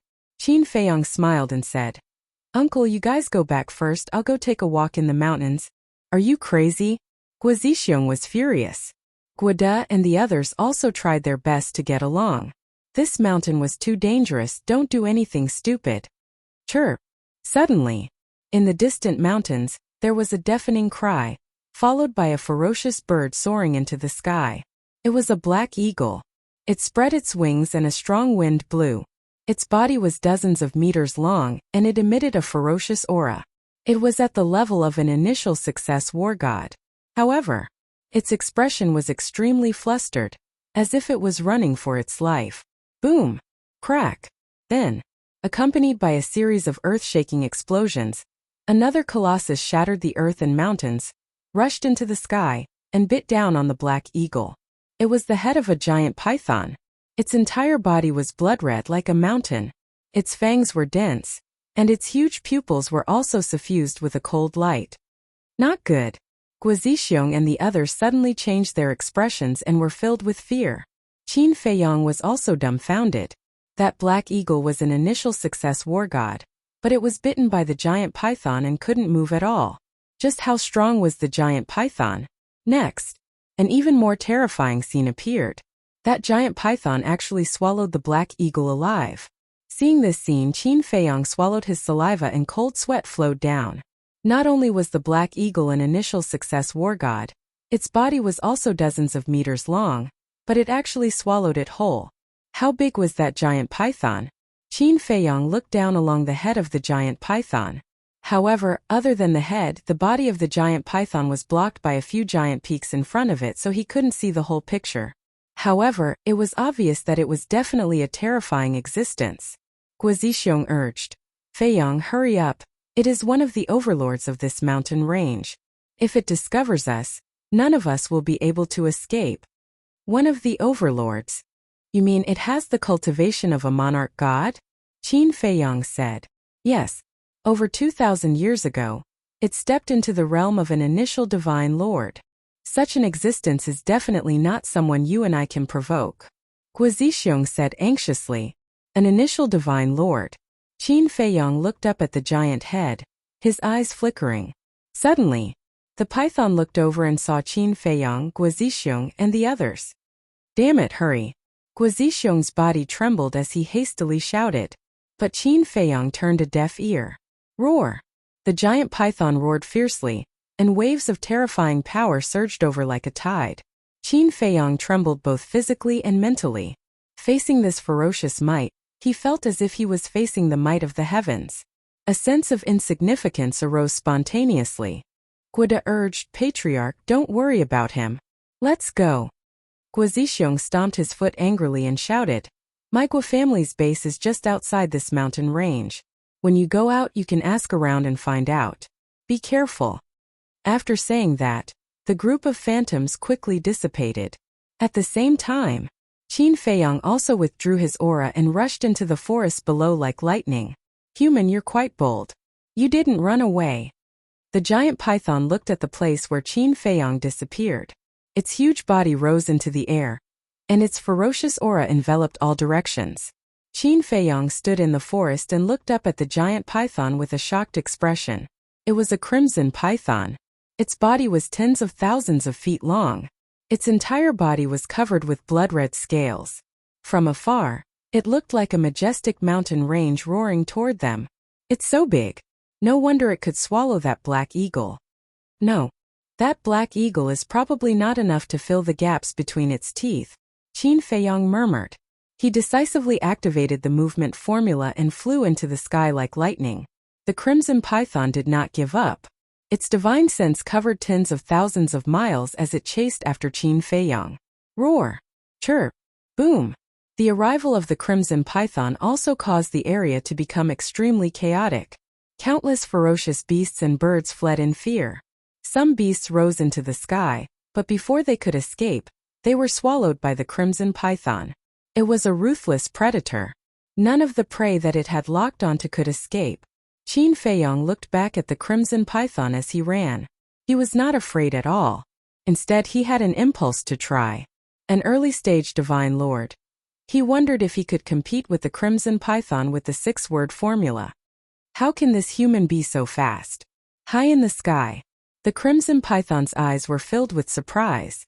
All of a sudden, the crimson python raised its huge tail and smashed toward Qin Feiyong with a deafening sound of wind and thunder.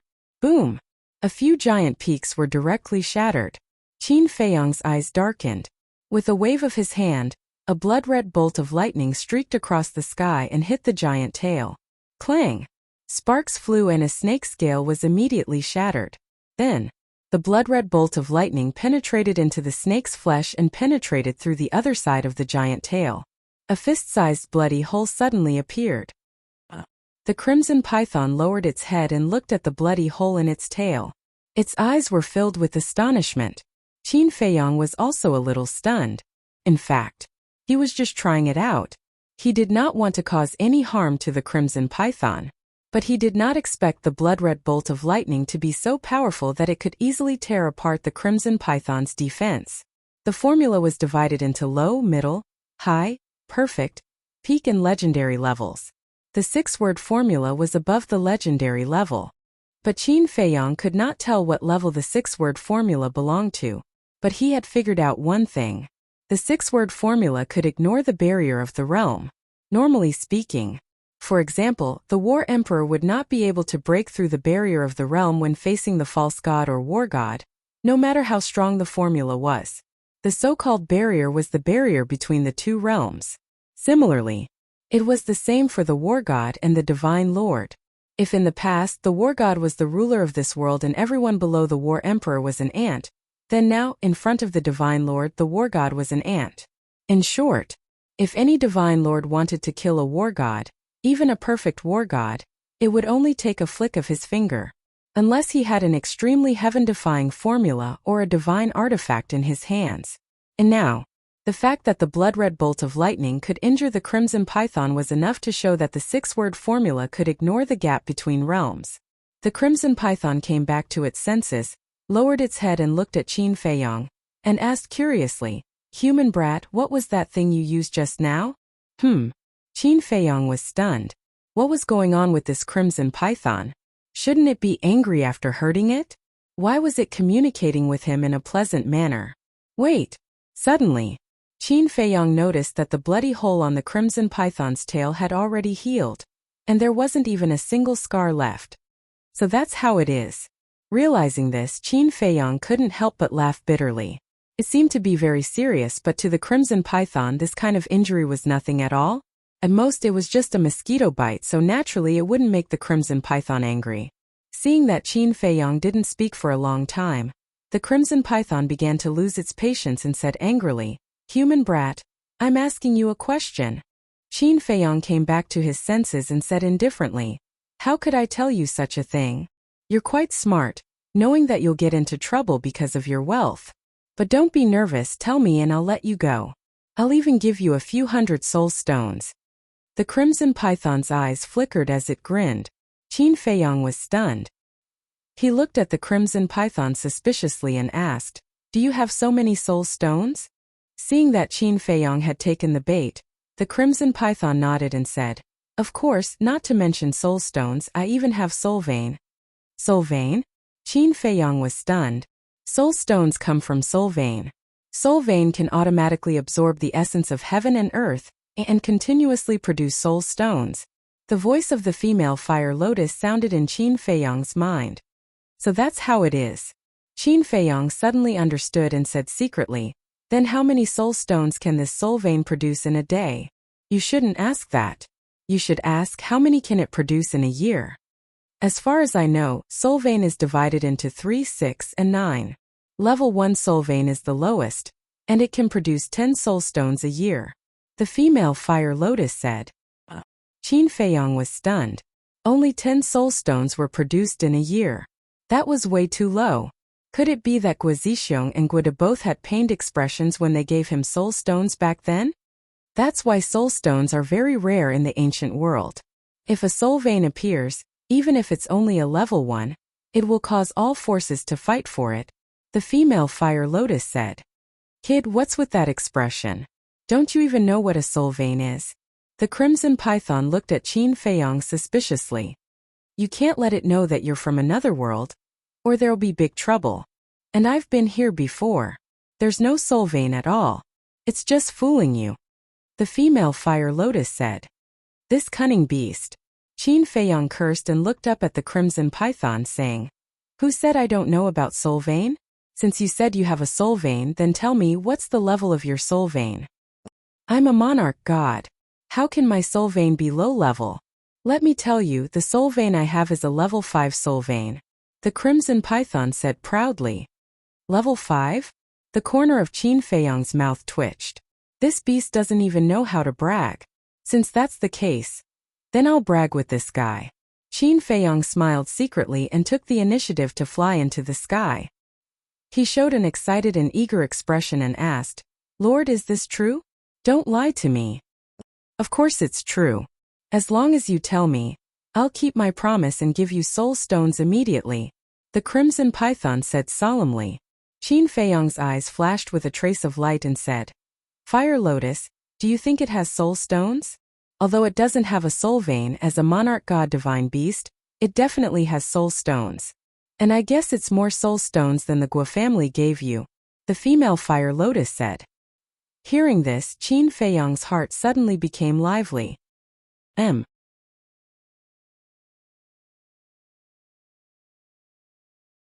Chapter 1921. The blood python raised its eyebrows and said, "Kid, there is a limit to my patience." Yes. Qin Feiyang nodded and said, "To be honest, I used a divine artifact just now." Divine artifact? The blood python was stunned and cursed inwardly. What kind of divine artifact could actually injure it despite the difference in cultivation level? "Let me take a look," the blood python urged. "No, what if you snatch it away?" Qin Feiyang shook his head. "Kid, I'm already giving you face by talking to you calmly, so don't be so shameless." The blood python's eyes flashed coldly. Qin Feiyang took a few steps back and looked at the blood python warily. "You want to snatch it?" The blood python said. "If you don't hand it over, I might really snatch it away." "I'm afraid you don't have the ability," Qin Feiyang sneered. The blood python was stunned. How dare he show such a contemptuous look in front of it? "It seems that you won't cry until you're in the coffin." Boom! A terrifying pressure rushed toward Qin Feiyang like a volcanic eruption. Qin Feiyang was immediately imprisoned in the void. I'll kill you sooner or later anyway, so I don't want to waste my breath. Once I swallow you alive, the divine artifact will naturally be mine. The blood python smiled coldly and opened its bloody mouth, revealing its sharp fangs and biting toward Qin Feiyang. Your Majesty can't imprison me. Qin Feiyang grinned and his aura exploded, instantly breaking the Majesty's imprisonment. What? The blood python's eyes widened. A mere god of war could break the majesty of a divine lord? How was that possible? However, so what if he broke free from the Majesty's imprisonment? How could a mere god of war fly away in front of its eyes? However, the next moment, Qin Feiyang disappeared without a trace in front of its eyes. It was as if he had evaporated into thin air. The blood python immediately released its divine sense. A divine lord's psyche was enough to cover hundreds of thousands of kilometers. However, within the range of his spiritual sense, he could not find any trace of Qin Feiyang. Could it be that he had a spatial divine item? However, in this area, it did not find any traces of spatial divine items. He disappeared just like that? The crimson python scanned the surrounding void with a furious expression. However, most of them were still confused. How did he leave? The black tortoise world. Above the medicine field in the Devil's Land, Qin Feiyang stood against the wind and looked at the blood python in front of him. His eyes flickered.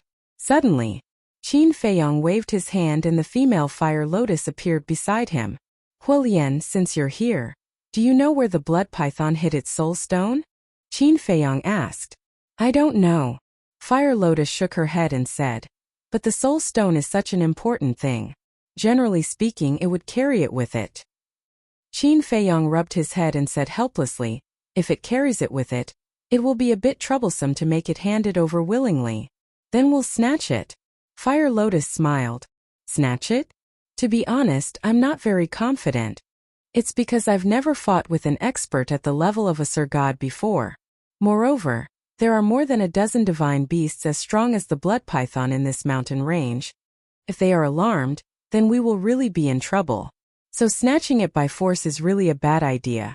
Qin Feiyang smiled bitterly. However, he was unwilling to give up on the fat meat in front of him. Fire Lotus thought for a while and said with a smile, you can think about it yourself. I can't help you. Qin Feiyang lowered his head and pondered. Suddenly, he seemed to have thought of something and his eyes lit up. Then, Qin Feiyang raised his arm and killing intent surged out continuously. A blood-red sword condensed. Looking at the blood-red sword, Fire Lotus's eyes couldn't help but emit a strange light. This is what it wants. I might as well give it to it. Qin Feiyang laughed mischievously. Then he disappeared without a trace. Outside, the more the blood python thought about it, the angrier it became. Its huge body trembled in the void. Clang! Suddenly, a sword light appeared and tore through the sky. Then, Qin Feiyang charged out with the blood-red sword. The blood python was shocked. Its divine power surged and condensed into a thick shield wall in front of it. The blood-red sword slashed on the shield wall. Boom! Accompanied by an earth-shattering sound, the shield wall shattered on the spot. The blood python looked at the blood-red sword in Qin Feiyang's hand in shock. As for how Qin Feiyang left and how he suddenly appeared, it completely forgot about it. That's my divine weapon. Qin Feiyang hid the blood-red sword behind his back and looked at the blood python with a vigilant smile. He wanted to pretend that he cared a lot about the blood-red sword so that the blood python would take the bait. And by doing so, he wouldn't give the blood python a chance to observe the blood-red sword carefully. After all, the blood-red sword was condensed with killing intent. Although it was similar to a divine weapon, it was still different from a real divine weapon. If it was placed in front of the blood python and let it observe it carefully, it would definitely find some clues. Divine weapon. At this moment, the blood python was completely shocked and its breathing became rapid. To think that it, a divine lord, could easily destroy the shield wall condensed with divine power. The level of the blood-red sword must be high. Most importantly, the blood-red sword could ignore the existence of a higher realm. If it could get this divine weapon, it could totally be the king here. Kid, give that sword to me. The blood python's divine power surged and locked onto Qin Feiyang. Give it to you? Do you think it's possible? Qin Feiyong snorted coldly. The blood python's eyes flashed with killing intent. If you don't give it to me, I'm afraid you won't be able to leave this place. Then how did I leave just now? Qin Feiyong smiled mockingly. The blood python's eyes darkened slightly. Qin Feiyong pondered for a while and smiled. How about this, let's make a deal. What deal? The blood python was suspicious. Qin Feiyong said, give me 10,000 soul stones and I'll give this divine weapon to you. What? 10,000 soul stones? The blood python glared and roared, why don't you rob me? Qin Feiyong said, I want to, but I don't have the ability. It seems that you still have some self-awareness. The blood python snorted and pondered for a while. You're asking for too much. I don't have it. Qin Feiyong frowned. You even have a level 5 soul line. Can't you take out 10,000 soul stones? The blood python looked embarrassed. Qin Feiyong pursed his lips. I knew it. What soul line? It's all nonsense. The blood python smiled embarrassedly. All of a sudden, without any warning, it raised its gigantic tail and smashed it towards Qin Feiyong with lightning speed. Its eyes were filled with killing intent. Swoosh! Although the blood python's attack was sudden, Qin Feiyong did not let down his guard. Before the gigantic tail landed, he entered the black tortoise world once more. Damn it! What a troublesome brat! The blood python was furious after failing to catch Su Ping.